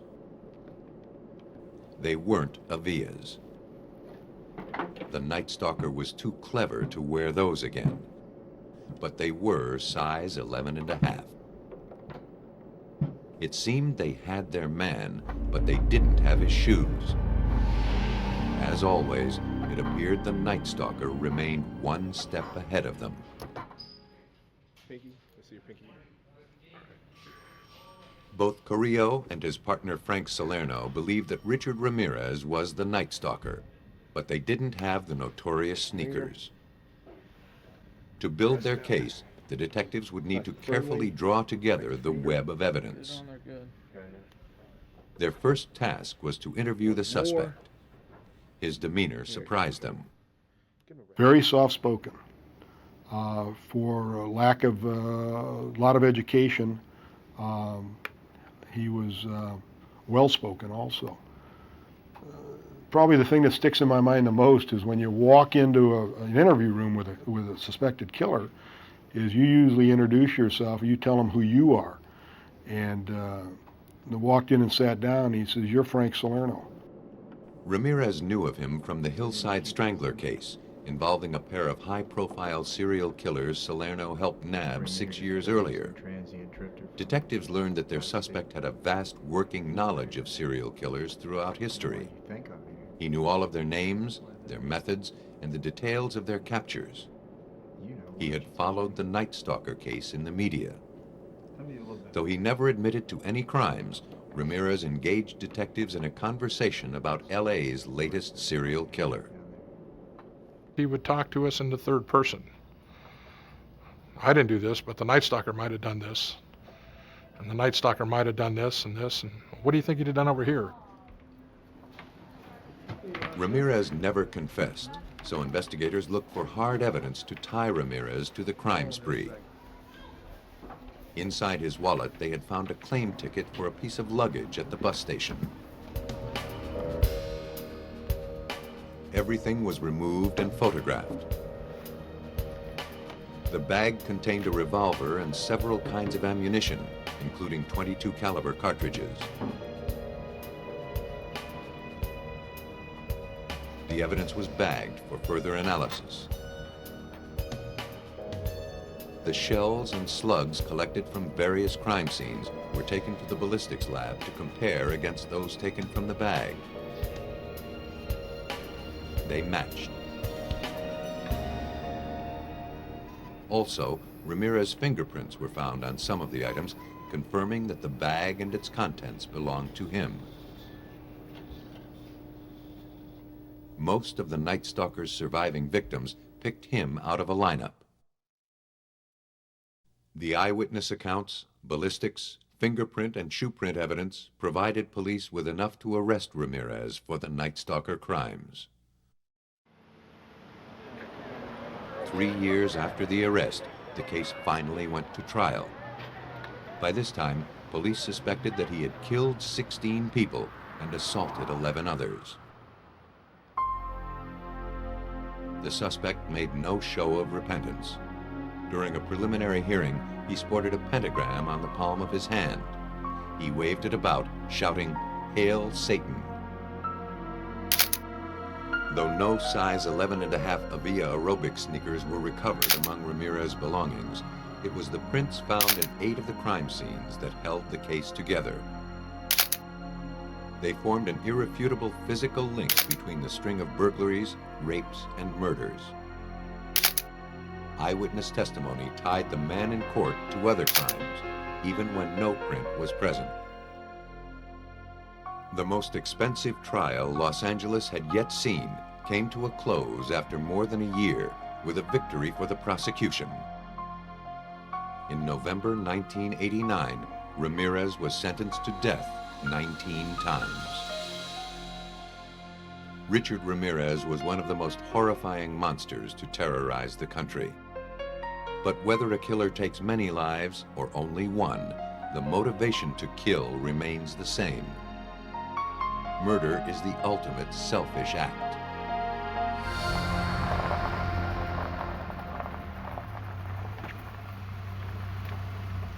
On September 2nd, 1990, in Des Moines, Iowa, William Helm and his brother stopped by the home of his estranged wife to pick up some tools.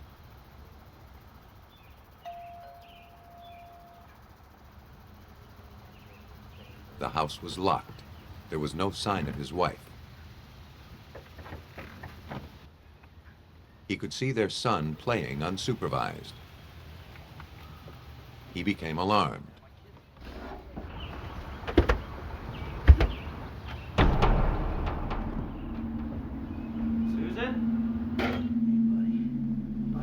Susan? Susan? Susan?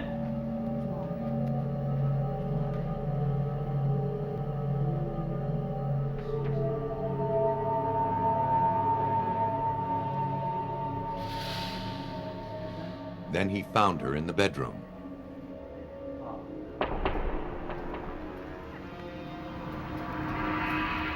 Helm called the police.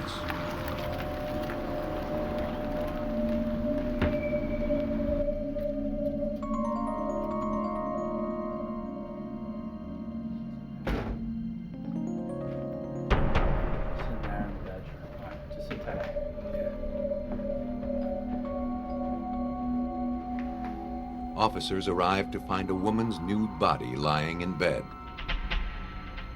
A blanket was pulled up to her chin. Susan Helm, a 24-year-old housewife, was last seen alive at 2 a.m. when neighbors picked up a child she'd been babysitting.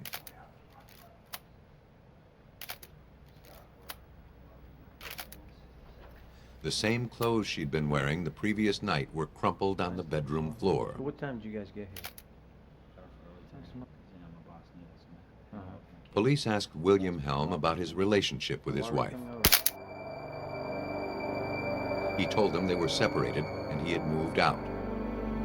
He said he had last seen her the day before when he dropped off their son. They learned through interviews with the couple's friends that there had been a history of domestic violence. A police report stated that William had assaulted Susan 9 months earlier.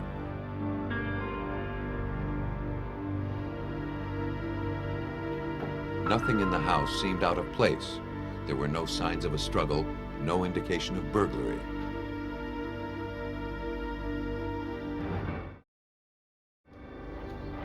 Captain James Trotter of the Des Moines Police Department led the investigation.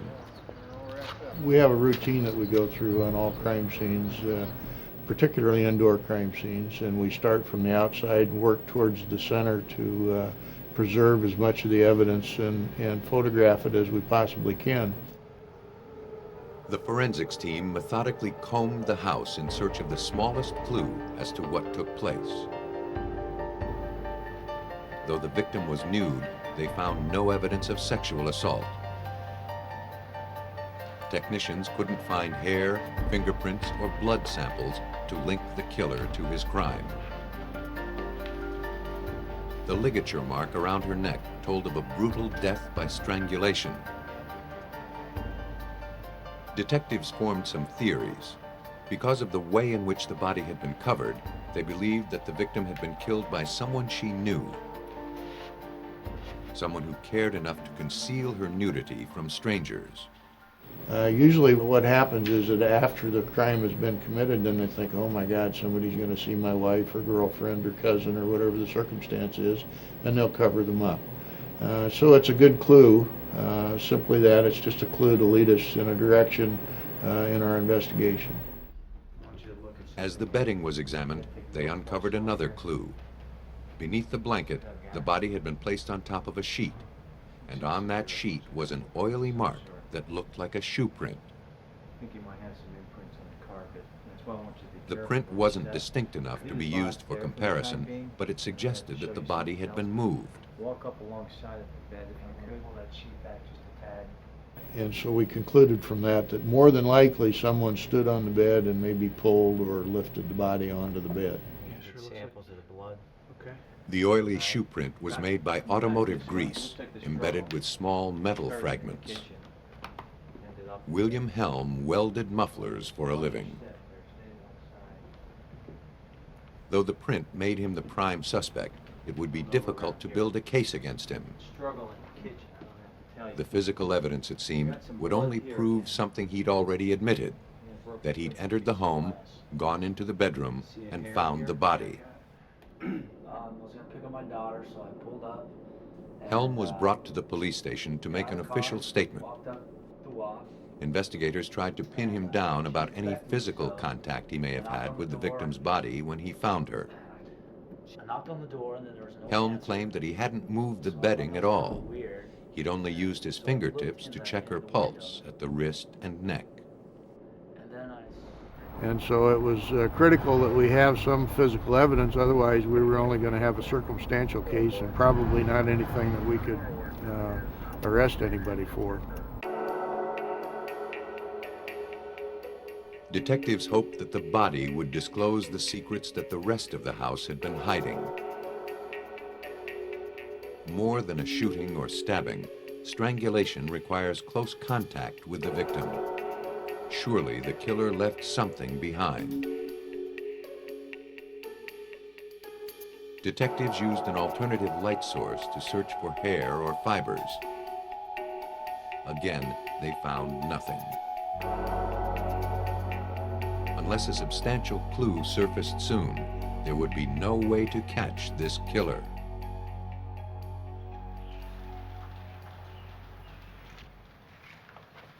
As investigators finished their search of the crime scene, they realized that they were being watched. After leaving the police station, Helm had returned to the scene of the crime. He pulled a lawn chair out of his car and set up an observation post on the neighbor's lawn. Peculiar behavior for someone who just lost his spouse. That type of interest is usually to spectators who don't know these people, and normally the family is somewhere else consoling one another. You never touched your wife. You went directly. Helms' detached interest in the case fueled detective suspicions. Never touched your wife. No.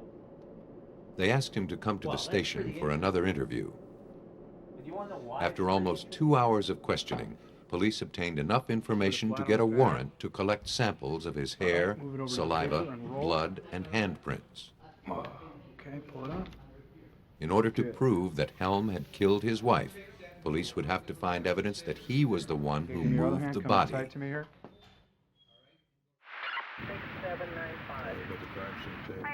If Trotter's team could find Helm's fingerprints on a portion of the victim's skin that had been beneath the blanket, they'd be able to test his story. But they faced a big obstacle. In the field, no one had ever successfully lifted finger or palm prints from a body before. Des Moines police had tried and failed 6 times before. At a crime scene, it is difficult to control the variables required for success. Proper timing, temperature, and humidity were crucial. The experimental technique to raise fingerprints from skin had only succeeded in laboratories. If they could make it work at a real crime scene, it would bring criminal investigation to a whole new level of precision. The technique relies upon superglue's ability to turn the human touch into a permanent imprint. Years ago, workers at a superglue factory noticed that if they weren't careful, they left their fingerprints on the glue packaging. And because of their exposure to the glue fumes, these fingerprints couldn't be wiped off. Vaporized superglue, or cyanoacrylate ester, adheres to the oil deposited by the human touch. It attaches to fingerprints on hard substances such as glass or metal, creating a thin shell over the ridged pattern. It actually seals the print under a layer of plastic. In most cases, this pattern can then be dusted and lifted with tape. But lifting a delicate print off a textured, oily surface like skin is a tricky procedure. If there were any prints on Susan Helm's body, they wouldn't survive a trip to the coroner's office. The slightest change in temperature or the lightest brush against the body could ruin them. The testing would have to be done where the body lay. All we could see was maybe just In the lab, the technique had succeeded only on prints less than 4 hours old. Susan Helm had been dead for more than 12 hours. But it was the only hope police had of tying the murderer to the crime. The first step was to build a tent around the victim. A plastic drop cloth was wrapped around the frame and secured. Temperature within the tent must be increased to speed the evaporation of the glue. In the field, it's difficult to control. Liquid superglue was placed in aluminum dishes and set on burners inside the tent. The glue was heated for 10 minutes until fumes filled the structure. Technicians allowed 30 minutes for the glue to set. After the fumes settled, technicians moved in. Whatever lay beneath the plastic would make or break the case. If they could find a good quality print, they might be able to catch a killer. But if history were any guide, they'd find only a degraded print or none at all. And that meant a killer would walk. The plastic was peeled back from the body. Technicians searched for the ridges of a human fingerprint with a halogen flashlight. Shining the light at an angle helps the prints stand out. Passing over the lower portion of the victim's abdomen, the light revealed a pattern. It wasn't a fingerprint. It was larger and more distinct than they could have imagined. The print from practically an entire hand. The potential proof was there for the investigators to see. But success still seemed just beyond their grasp.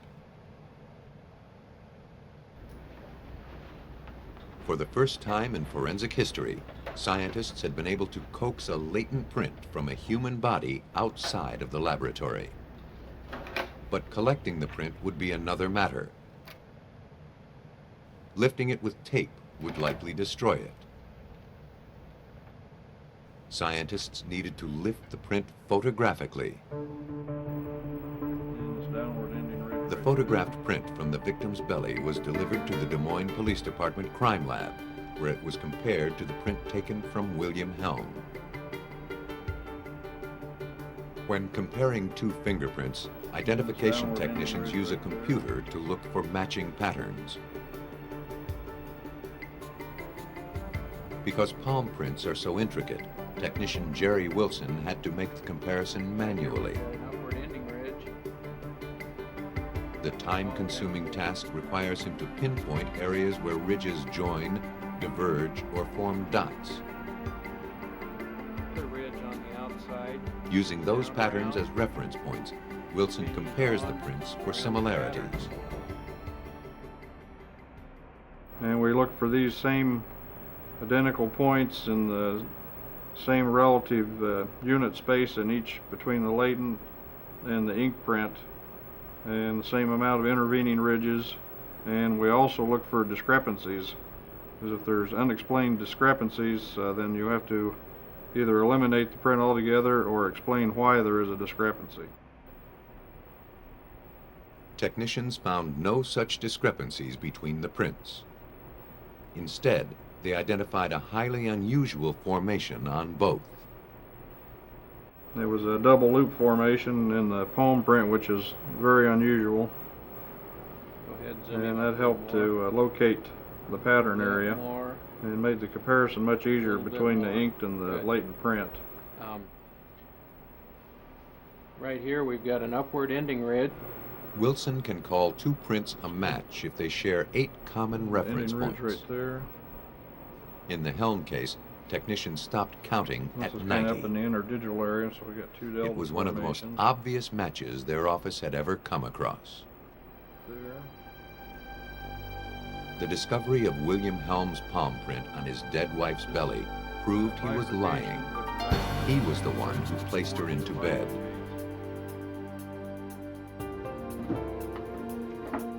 It seemed police had caught the killer with a drop of glue. But to make a conviction stick, they needed to connect him directly to the murderous act. The victim wasn't strangled with bare hands. The killer had used a length of wire. Police had enough evidence to obtain a search warrant for Helm's apartment. There, they found the final piece of the puzzle. The garrote, a piano wire stretched between 2 wooden handles, has only one purpose: strangulation. Though tests in the lab showed no trace evidence on the wire, its gauge was consistent with the marks on the victim's neck.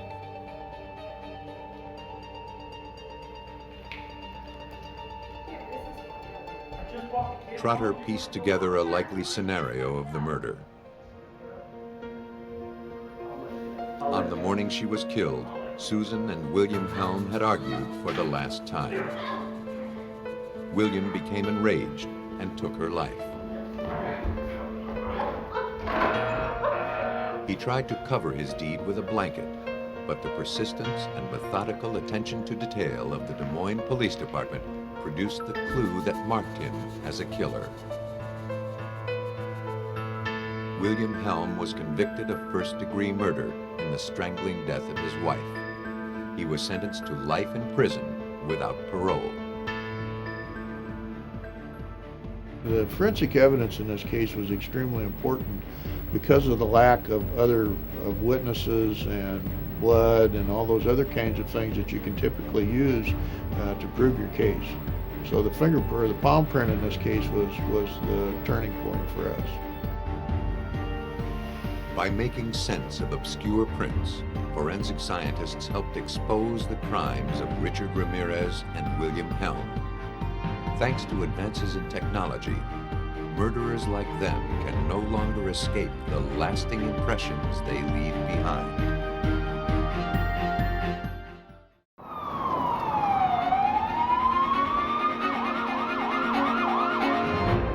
A National Guardsman is shot while he sleeps. Investigators believe it's an accident at first. A newlywed almost becomes a widow as her husband lingers near death. As doctors race to save him, detectives suspect someone was trying to kill him with kindness.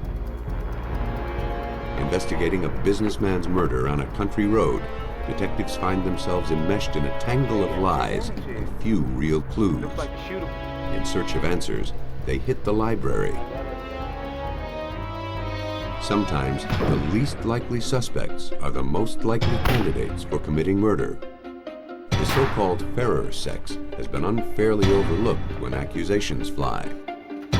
But old stereotypes are being shattered by women who kill.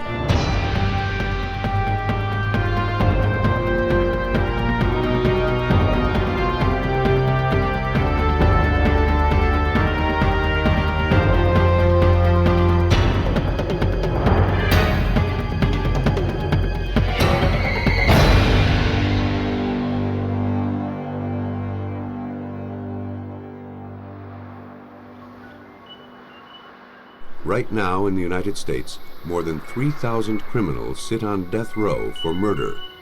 Only 42 of them are women. It's easy to assume that women aren't as inclined to lethal violence. But maybe women are simply better at getting away with it, shielded by our wrong assumptions about what constitutes a killer. But once the manicured finger of suspicion points to them, it's up to forensic investigators to prove their guilt.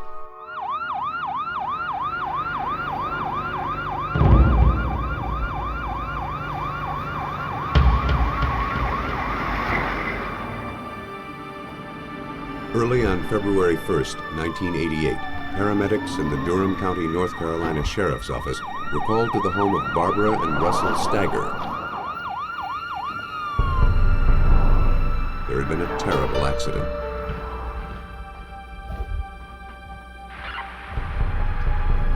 Russell Stagger had been shot in the head while he slept. A .25 caliber semi-automatic pistol and a spent shell casing lay next to him on the bed.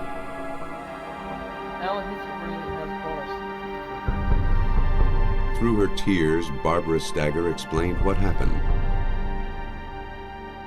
Groggy with sleep, she had accidentally fumbled with a gun used for protecting their home against burglars. She had brushed the trigger. The pistol had fired. Though critically wounded, Russell Stagger was still alive.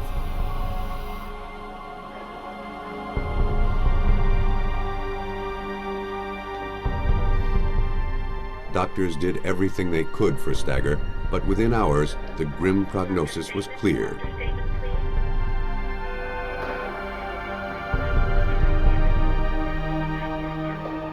Barbara was told her husband of 9 years had no hope of recovery.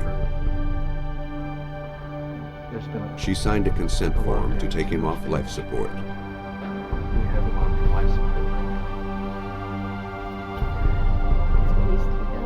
Russell Stagger died that afternoon without regaining consciousness. The whole community mourned his loss. Stagger had been well respected in Durham as the high school baseball team's head coach. Once, when the budget for bats and gloves was cut, he took a stand for the team and donated his own money to make up the shortfall. When Stagger wasn't defending his players, he was defending his country as a staff sergeant in the National Guard. Police were prepared to list his death an accident.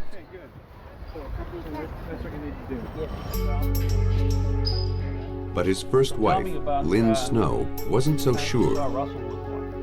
She went to police with her suspicions.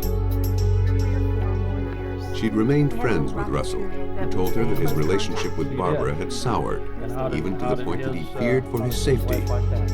She urged police not to dismiss the case so quickly. According to Snow, Russell said that Barbara Stagger had a ruinous appetite for cash, clothes, and jewelry. And Russell was never sure where she was getting all her money. I didn't hardly see him with one. To check on the first wife's story, investigators questioned other friends of the victim. He received the best training. They learned from his fellow National Guardsmen that Russell Stagger was a firearms instructor and extremely cautious around guns.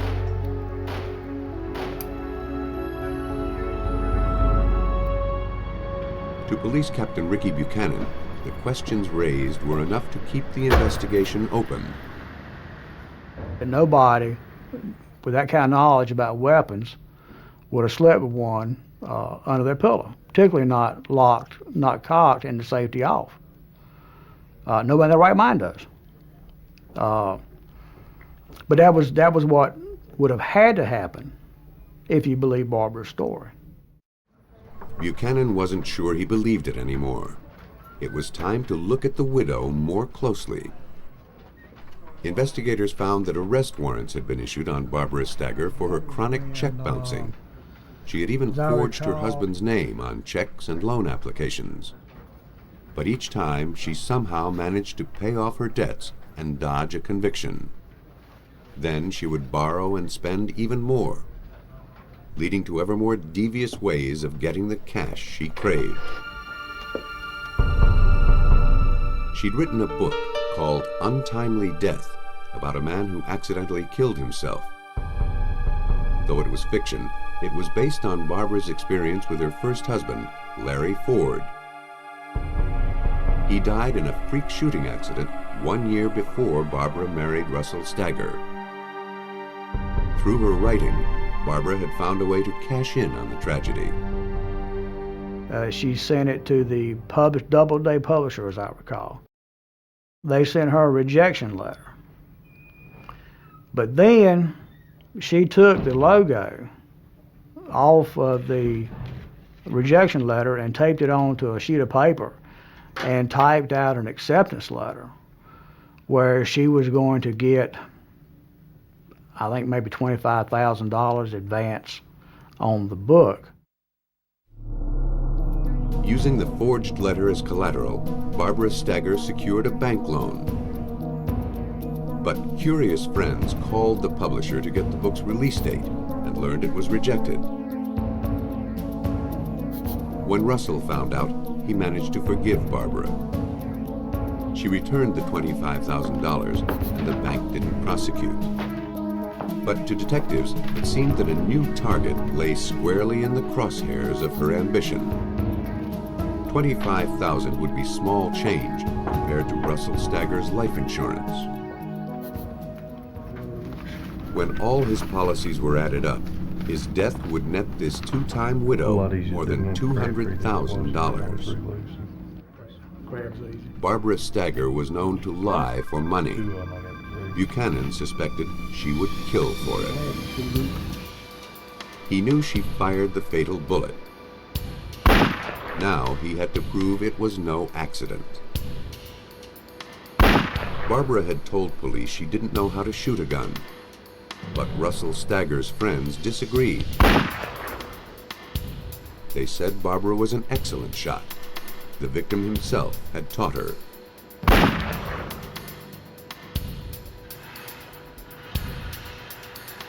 It appeared that his lessons may have been turned against him. Investigators knew that if they could find more inconsistencies in Barbara's story, they could build their case. They interviewed all the paramedics, police officers, and doctors who had heard Barbara's account of the accident. But no one had gotten the same story from her. They had She told paramedics she had reached for the gun when a barking dog made her think a prowler was near the house. She told someone else that her son's alarm had awakened her. 357? Yes, sir. Okay. When the gun had gone off, she'd been putting it away, lest her husband think the boy was a burglar. And I see him there at least. Barbara Stagger was spinning a tangle of lies even she couldn't sort out. But police had a plan to snare her in her own web. To catch a killer, investigators set an ingenious trap. To get Russell Stagger's widow to stick to a story, they asked Barbara Stagger to reenact the accident for them. Thank you very much. She was happy to oblige. Well, Mrs. Stager, When detectives asked if they could videotape the demonstration, Sure. she said yes once again. That's a big assistance. Thank you very much. She shot her husband on Monday, and she crawled back in that bed on Friday. And I really don't think a person under normal circumstances would do that if it were an accidental shooting. And she reenacted it for us. And with no emotion, no hesitation. I don't know how. This time, Barbara said that while in a sleepy haze, she had pulled out the pistol. What it was, started to get up, to get it out from under there, heard the noise, shocked, couldn't figure out what it was, sort of realized what had happened, turned over. She put on her glasses and turned on the light. She cradled her husband's head in her lap, trying to revive him. When paramedics arrived, the victim still lay as if he were asleep, without ever having been moved. It was clear to authorities that Russell Stagger had received no first aid from his wife. In fact, between the time she phoned for help and the arrival of the paramedics, she had gotten dressed, all while her husband lay dying. After her taped performance, the only thing she wanted to know was how the insurance companies would know her husband's death was an accident. She wouldn't see a dime until such a ruling was officially on the books. Well, thank you. We're not. Detectives told her a little paperwork still remained. With that, they left. They had what they wanted on videotape. There will never, ever be another gun. I didn't give her any indication that she made me a happy man by any means. And when I left there, she was certain that it was going to be declared an accidental death. But I knew once she reenacted that we had her. Detectives studied the videotape of Barbara Stagger's reenactment with an eye toward finding inconsistencies. She had told them the gun had gone off while she held it low next to the bed. Forensic science told a different story. The bullet pierced the lower right portion of the victim's skull and struck above the left eye. Based on his position, this suggested that the gun was tilted downward. But the way Barbara described the accident, the bullet would have moved in an upward trajectory.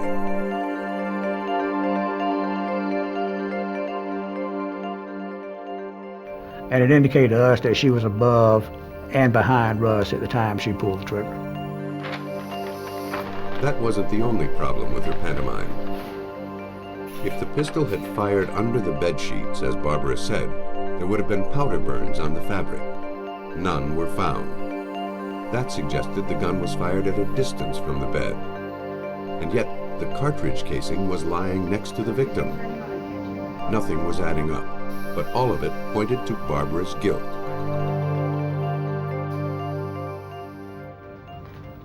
How are you? Fine.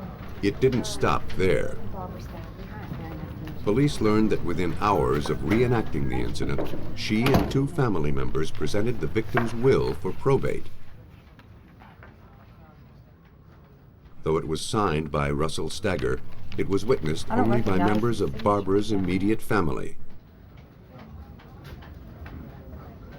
Since you are the sole proprietor. The clerk recalled that Barbara showed little emotion during the We process. estimated about $98,000. When detectives learned how quickly Barbara had tried to push the document through, they examined it as potential evidence. Investigators compared the signature on the will to the victim's National Guard papers. They found that the will had definitely been forged. It was just one more page in Barbara's trail of worthless paper.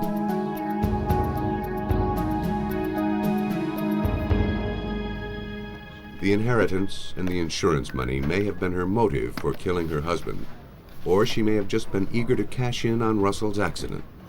Police needed a more tangible clue to link her to the intentional murder of her husband.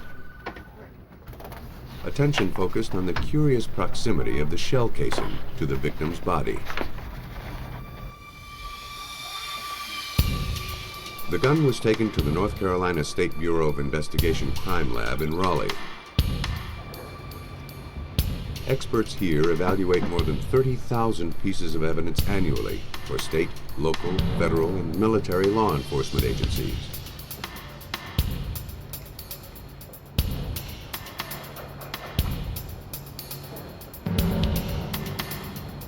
In test firing Stagger's gun, investigators found that the bullet casing ejects at least 3.5 feet from the weapon.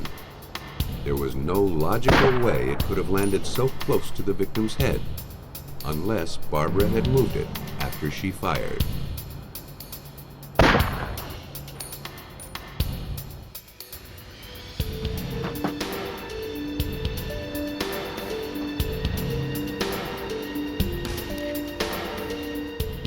Police learned that similar questions were raised during the death investigation of her first husband 10 years earlier.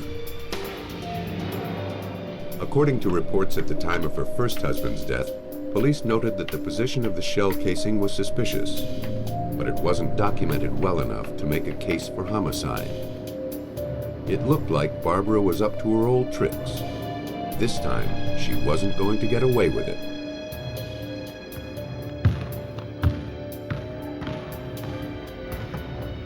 Investigators felt they had developed a strong case against Barbara Stagger, but the most compelling piece of evidence was found miles from the scene. One of Russell Stagger's former students found an audio cassette in the high school gym. When it was played, his brother recognized the voice of his ex-coach, Russell Stagger. Coach Stagger, you died a little while back. Sometimes I wonder if I'm just being paranoid about all Man, what are you doing with that? Wait a minute, wait. Now, you said you had something They for took me the there? tape to police. On it, Russell Stagger poured out his apprehensions about his wife, All right. from her compulsive spending to the death of her first husband and his creeping suspicion that he might be next. Who found it? The tape, coupled with the crime lab bullet evidence, was enough to bring the case to trial. The prosecution carefully laid out the motives and the events leading to Russell Stagger's death. Barbara's financial problems had come to a head. Without a massive infusion of cash, she would face bankruptcy. One morning, when the pressure became too great, Barbara Stagger rose and took careful aim.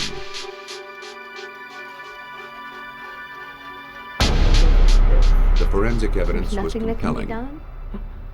The actual bullet trajectory did not agree with Barbara Stagger's story. Neither did the spent shell's ejection path. When the district attorney played the haunting tape of Russell Stagger's suspicions, it sealed Barbara's fate.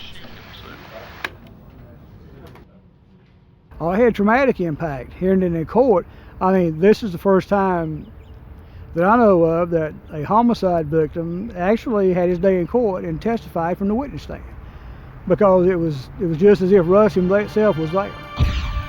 Though Barbara Stagger may have dreamed of gold, she was led away in chains of steel. Based on the forensic evidence, she was convicted of the first-degree murder of her husband and sentenced to life in prison. A shooting death leaves obvious clues behind, but killing with kindness can go undetected sometimes for years.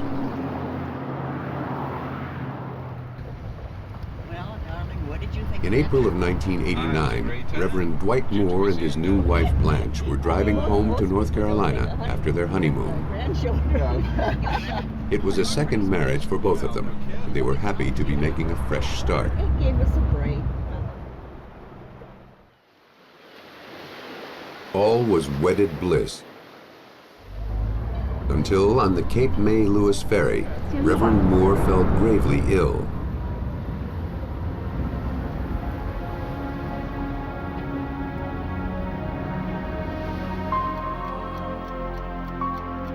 Blanche drove her husband home to Winston-Salem, determined to nurse him back to health. Hello, sweetheart. She was a fine cook and thought that some of her good food would do the trick. Oh my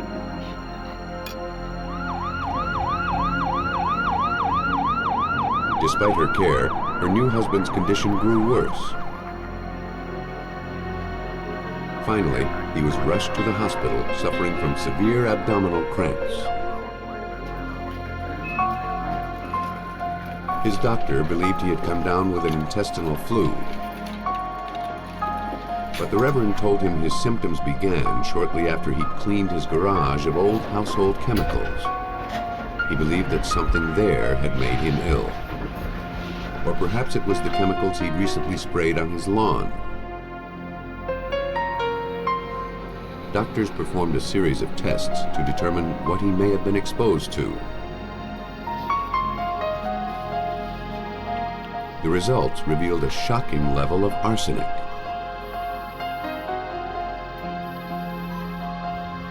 Because arsenic poisoning is uncommon, North Carolina's chief medical examiner, John Butts, was called to investigate where the toxin may have come from. He didn't believe it could have entered Reverend Moore's system from cleaning his garage. Arsenic is used in some fungicides, insecticides, and so there are possibilities for unintentional or accidental poisonings, but they're quite rare. Arsenic is a highly toxic metallic element. Everyone has traces of it in their body, but Reverend Moore demonstrated an almost superhuman tolerance to it. He consumed enough to kill 10 men. It would be almost impossible to accidentally ingest that much of the poison. There are certain medications that do contain arsenic. They're usually mainly in veterinary medicine against certain kinds of parasites, but there are very, very few medications, almost no medications that would be used in this country for humans that would contain arsenic. His family gathered at his bedside, not sure if the Reverend would survive one of the highest levels of arsenic poisoning on record. You told me he was fine. He was. I brought a little sample to my husband. Slowly, he regained his strength, fortified by some of his new wife's home cooking. Oh, that's wonderful. The fact that he'd survived this long suggested that he built up a tolerance through many small doses over a period of time. In other words, he may have been systematically poisoned. His ordeal wasn't over yet. Further tests showed that his arsenic levels were increasing while he lay in the hospital. Suspecting foul play, the North Carolina State Bureau of Investigation cleared Reverend Moore's room and posted a guard at the door. I'm going to have to ask everyone to leave the room and go down to the waiting room. The patient was to eat no more food brought from outside the hospital.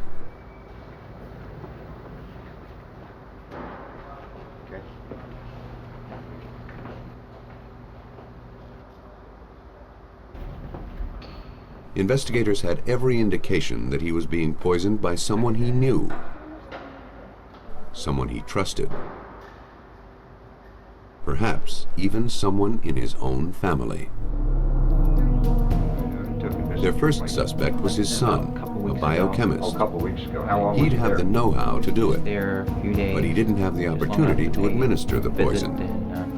This is with your new stepfather. While police worked to protect Reverend Moore, the hospital staff worked to cure him.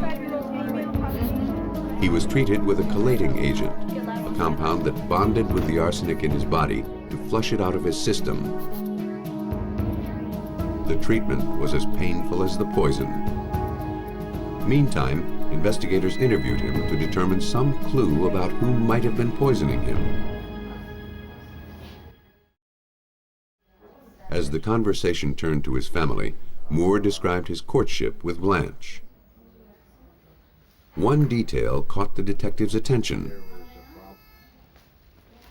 Blanche's previous boyfriend, Raymond Reed, had died of a disease with all the symptoms of a serious stomach flu, symptoms very similar to what the Reverend was suffering from.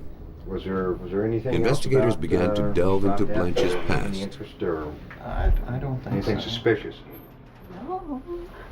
Oh, good morning, Blanche. How are you? She had met her former boyfriend, Raymond Reed, while working in the grocery store he managed. Didn't. No. They had been together for 15 years when Reed was diagnosed with Guillain-Barré syndrome, a debilitating nerve disease that attacks the spinal cord. It begins as numbness and can progress to paralysis and sometimes death. But another frightening aspect of Guillain-Barré is that it's the most common misdiagnosis for long-term arsenic poisoning. To test that theory, investigators requested Reed's complete medical records. While they waited, they collected a sample of Reverend Moore's hair to see how long he'd been poisoned. More if you take and close that one.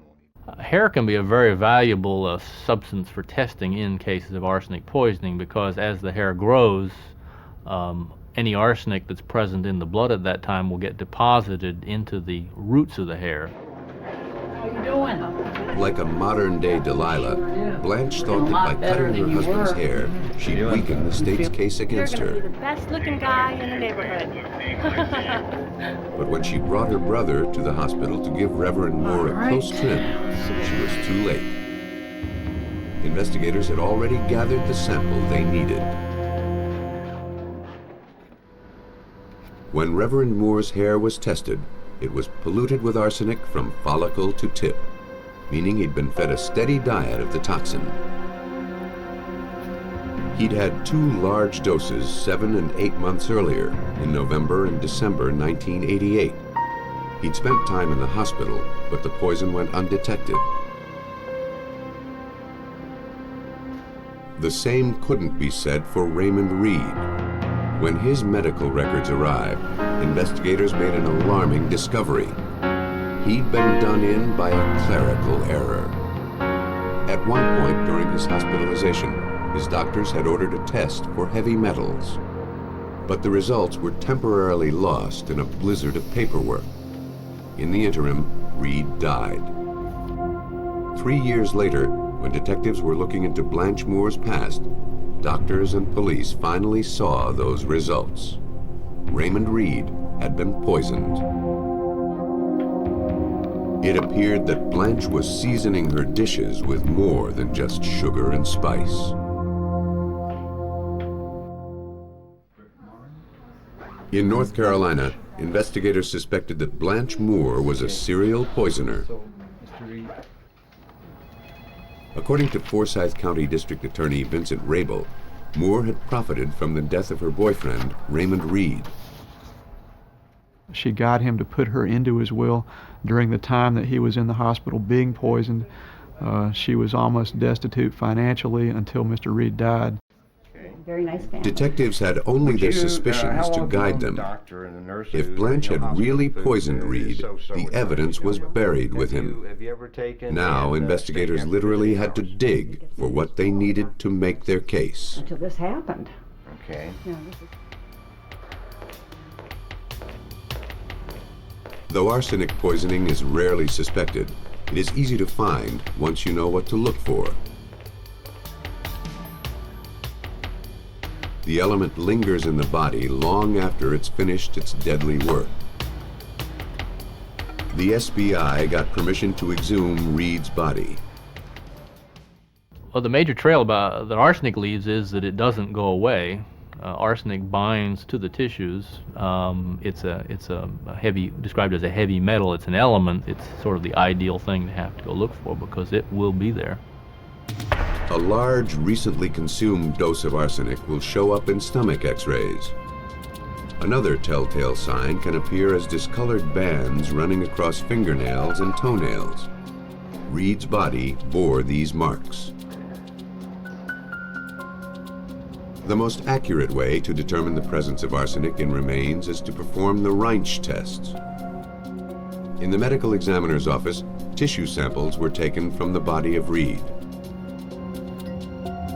The samples were then dissolved in acid, and a copper wire was placed in the resulting solution. If arsenic is present, it will attach to the wire, turning it black.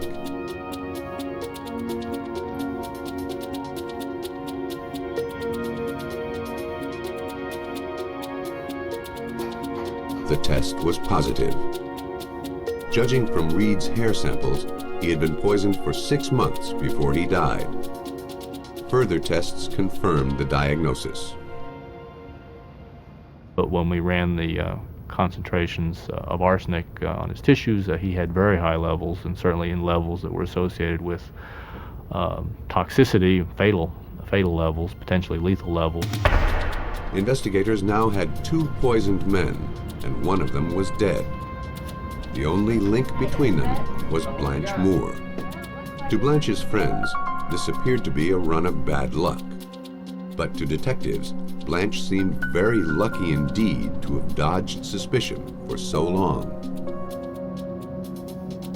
Once Reed had gone on to his reward, Blanche inherited hers, $80,000. But Reed wasn't necessarily her first victim. Investigators learned that 13 years before Reed's illness, her first husband, James N. Taylor, also died a mysterious, lingering death. His body was exhumed. It, too, tested positive for arsenic poisoning. The pattern was irrefutable. In Blanche's world, it appeared that the way to a man's heart and his money was through his stomach. Yes. But Blanche's current husband, Reverend Moore, was even bigger game. His insurance and assets made him worth $250,000 dead. But she couldn't collect it yet. Reverend Moore was still fighting for his life. Doctors usually do not suspect poisoning until it is too late. But unlike Taylor and Reed, Reverend Moore lived to count his blessings. The forensic evidence helped agents follow Blanche's well-worn trail of murder. She lured her victims to their deaths, pretending to nurture them during their moment of need. Blanche kept bringing food to Reed until she killed him. My sweetheart, I brought you your favorite dessert. Doubtless, she had planned to serve Reverend Moore the same fate. Your favorite dessert. Even though the minister's health no longer hung in the balance, the state's case against his wife certainly did. Good? They needed to prove she was a serial poisoner. That's the best thing I've had in a long. And we were very much concerned that she would weave her web of deceit and charm with the jury and convince them that she was not to blame.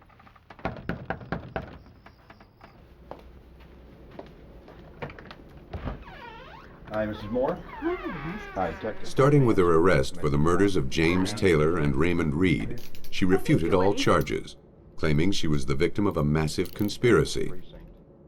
Not me. You have the right to talk to a lawyer and have him present with you. When she took the stand, she denied bringing any food outside the hospital and accused many nurses and doctors of lying about her and accused them of falsifying medical records that were created at the time, which reported that she was feeding the patients food from home. More than 50 witnesses from several hospitals clearly remembered Blanche's facade of kindness and her culinary largesse. In truth, Blanche had been cooking like a fiend. Her own testimony cued the jury that she was lying. But it took careful forensic analysis of all the evidence to prove it. Do you want to know a little bit about Blanche the Moore background? was convicted of first-degree murder for poisoning Raymond Reed. Since you've given me all this. She was also indicted for assault with a deadly weapon upon Reverend Moore. I am a suspect. He survived the attack and was soon divorced from his murderous bride. But Blanche Moore was fated to get a dose of her own medicine. The judge sentenced her to death by her choice of poison gas or lethal injection. Because she was already on death row, she wasn't prosecuted for the death of her first husband, James Taylor.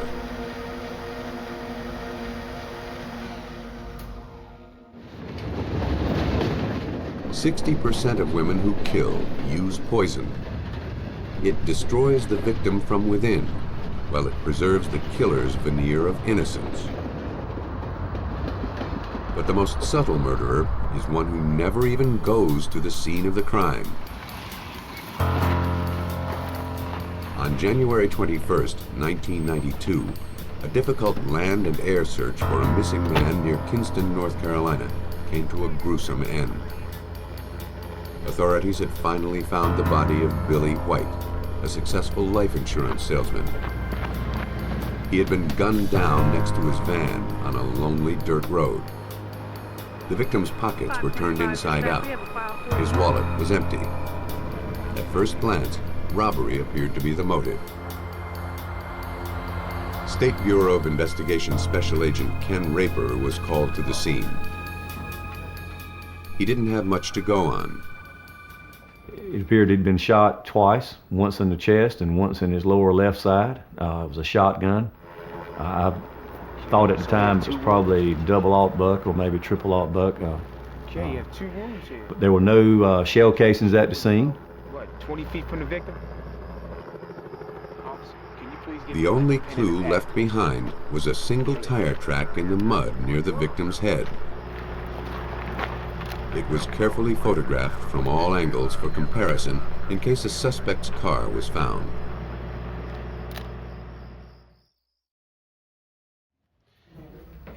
Investigators spoke with the victim's wife, Sylvia White. She told them she believed her husband was killed on his way to see a new client. Businessman. Sylvia sometimes worked as her husband's secretary. She told police that a man named Timmy Connors had called her about buying a large insurance policy.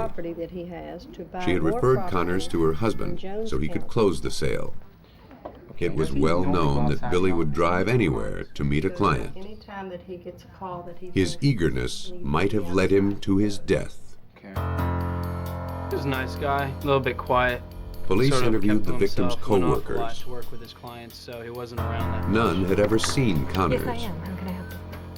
Excuse me, and are you Sylvia's the only wife contact secretary? with him had been over the phone. Mr. White had the opportunity to talk to him. It I wasn't know much to go Sylvia on, White- but the mysterious client was the only lead police had. The SBI reached out to the community for tips through television and newspaper ads.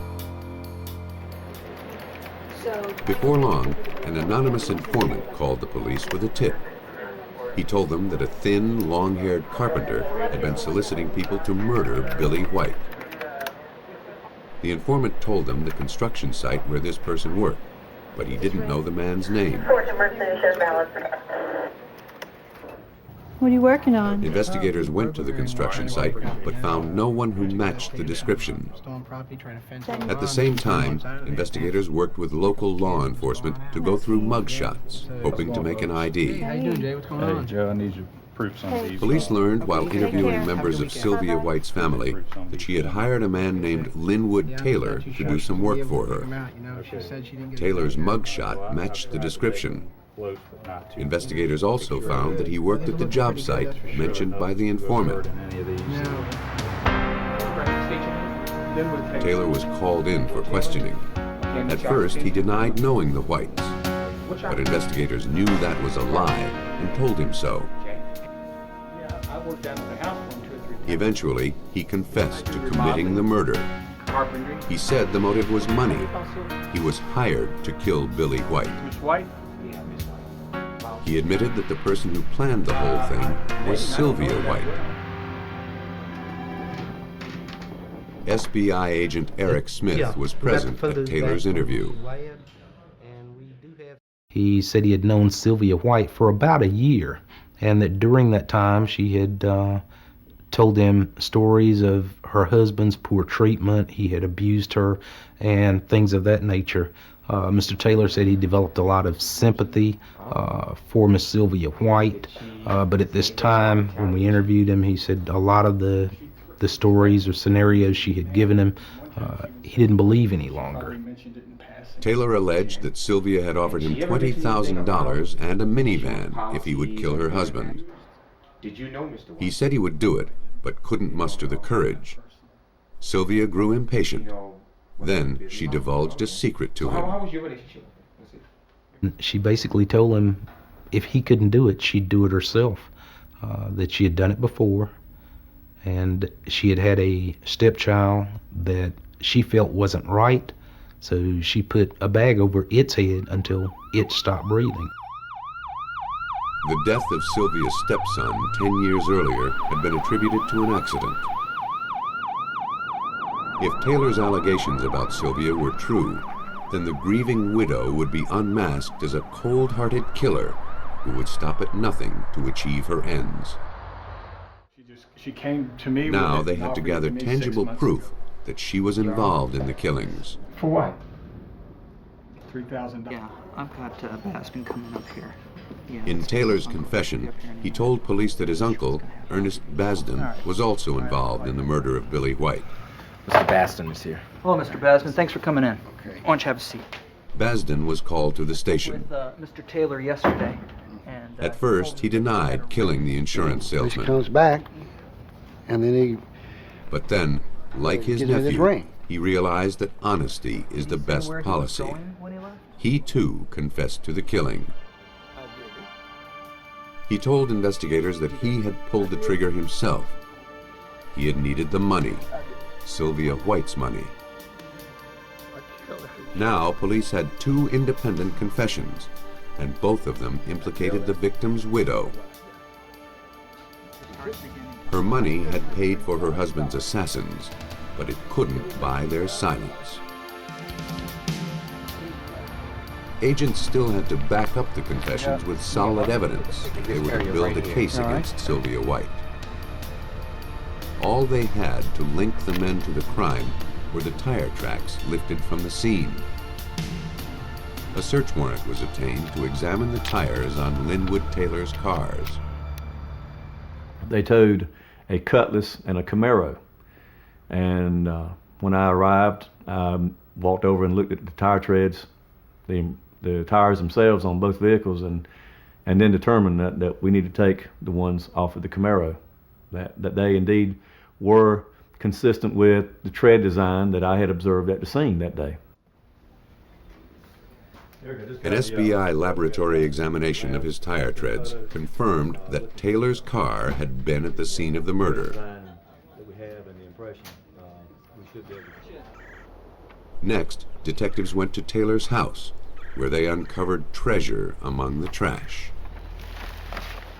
At Taylor's house, the crime scene investigators went out, and what they found was a trash pile in the rear where trash had been burned, and they were able to discover the remaining portions of several shotgun shells in the fire. The plastic portion had been burned, destroyed, but the brass casing was still there.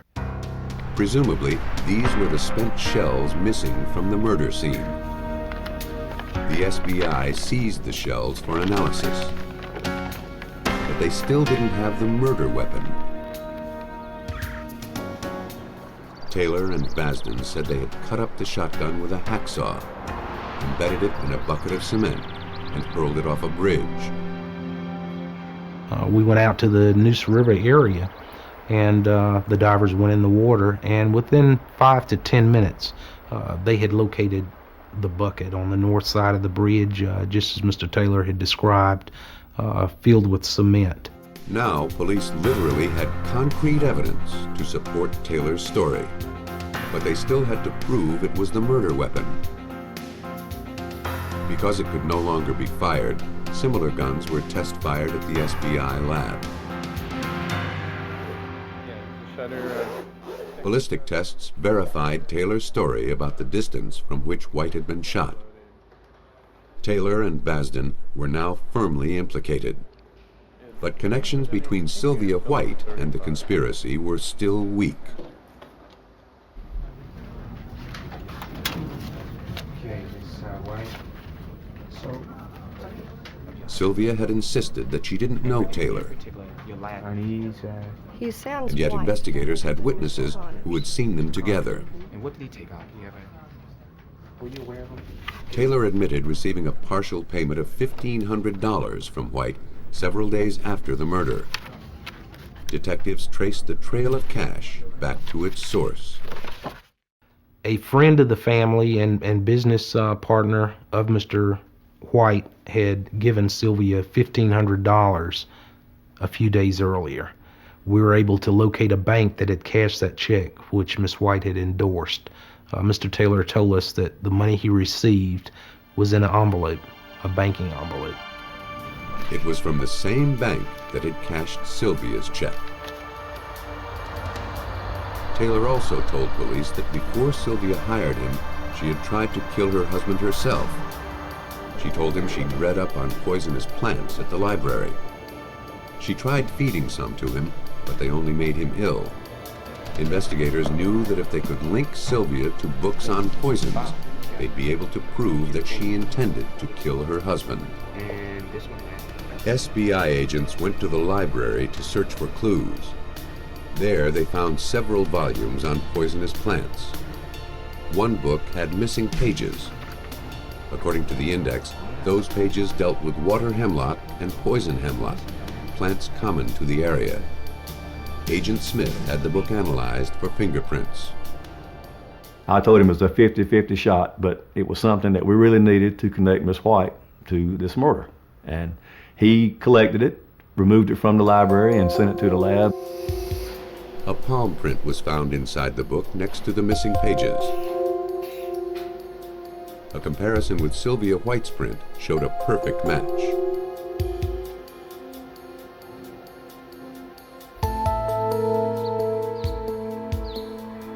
Step by step, the State Bureau of Investigation built their case against Sylvia White and her co-conspirators. The evidence in this case from our SBI laboratory conclusively tied Linwood Taylor's vehicle to the crime scene. The story provided by Sylvia White to Linwood Taylor about Timmy Connors were able to corroborate through interviews.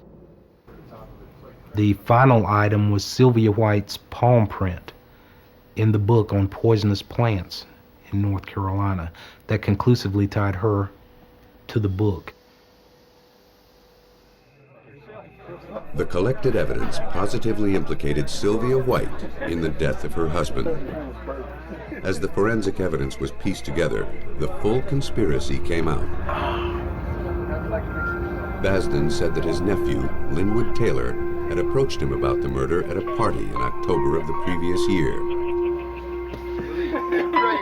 But the offer fell on deaf ears until Basden fell on hard times. In January, he agreed to do the job for money.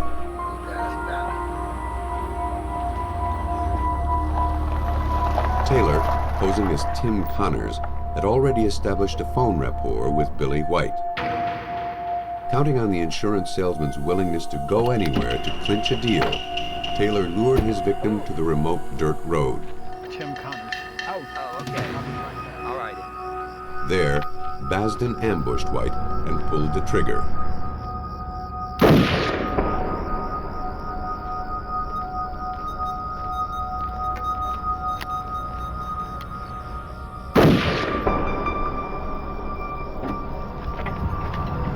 They took the salesman's cash and collected the spent shell casings. Then they fled to Taylor's house, where they burned the shells and their clothing. But there was still more evidence to destroy. Taylor sawed the shotgun into pieces and embedded them in the cement. Then they ditched the gun in the river. That done, Taylor and Basden thought they were in the clear, but investigators caught up with them, and with Sylvia White. The case against the widow was now solid, but even so, Sylvia White may have gotten away with murder after all, at least so far. To strengthen their case against her, the SBI checked Taylor's story that Sylvia had smothered her stepson 10 years earlier. We exhumed the body and transported it to Chapel Hill, and the results of that medical examination revealed injuries to young Billy White that had been sustained prior to his death, for which there was no documented medical treatment. One of those injuries was a fracture to the skull. A plastic bag was also found in the child's windpipe. The victim was clearly murdered. Before the trial for her husband's murder commenced, Sylvia White was convicted of the murder of her stepson. She received a life sentence. But she wasn't out of the woods. With Linwood Taylor's confession and the forensic evidence that backed it up, Sylvia White had no defense. In 1993, she pleaded guilty to second-degree murder in the death of her husband, and was sentenced to another life term plus 10 years. Linwood Taylor and Ernest Basden also were convicted of first-degree murder. Taylor got life. For pulling the trigger, Basden was sentenced to death. Sylvia White took a business-like approach to killing her husband. She hired someone else to do the work for her, leaving herself one step removed. Blanche Moore and Barbara Stagger had other techniques for distancing themselves from their crimes.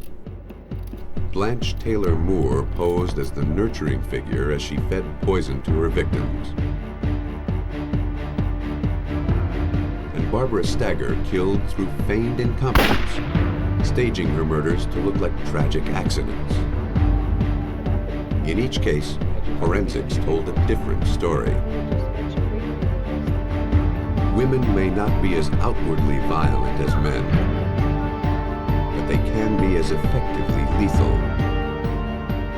Police are just now starting to notice it.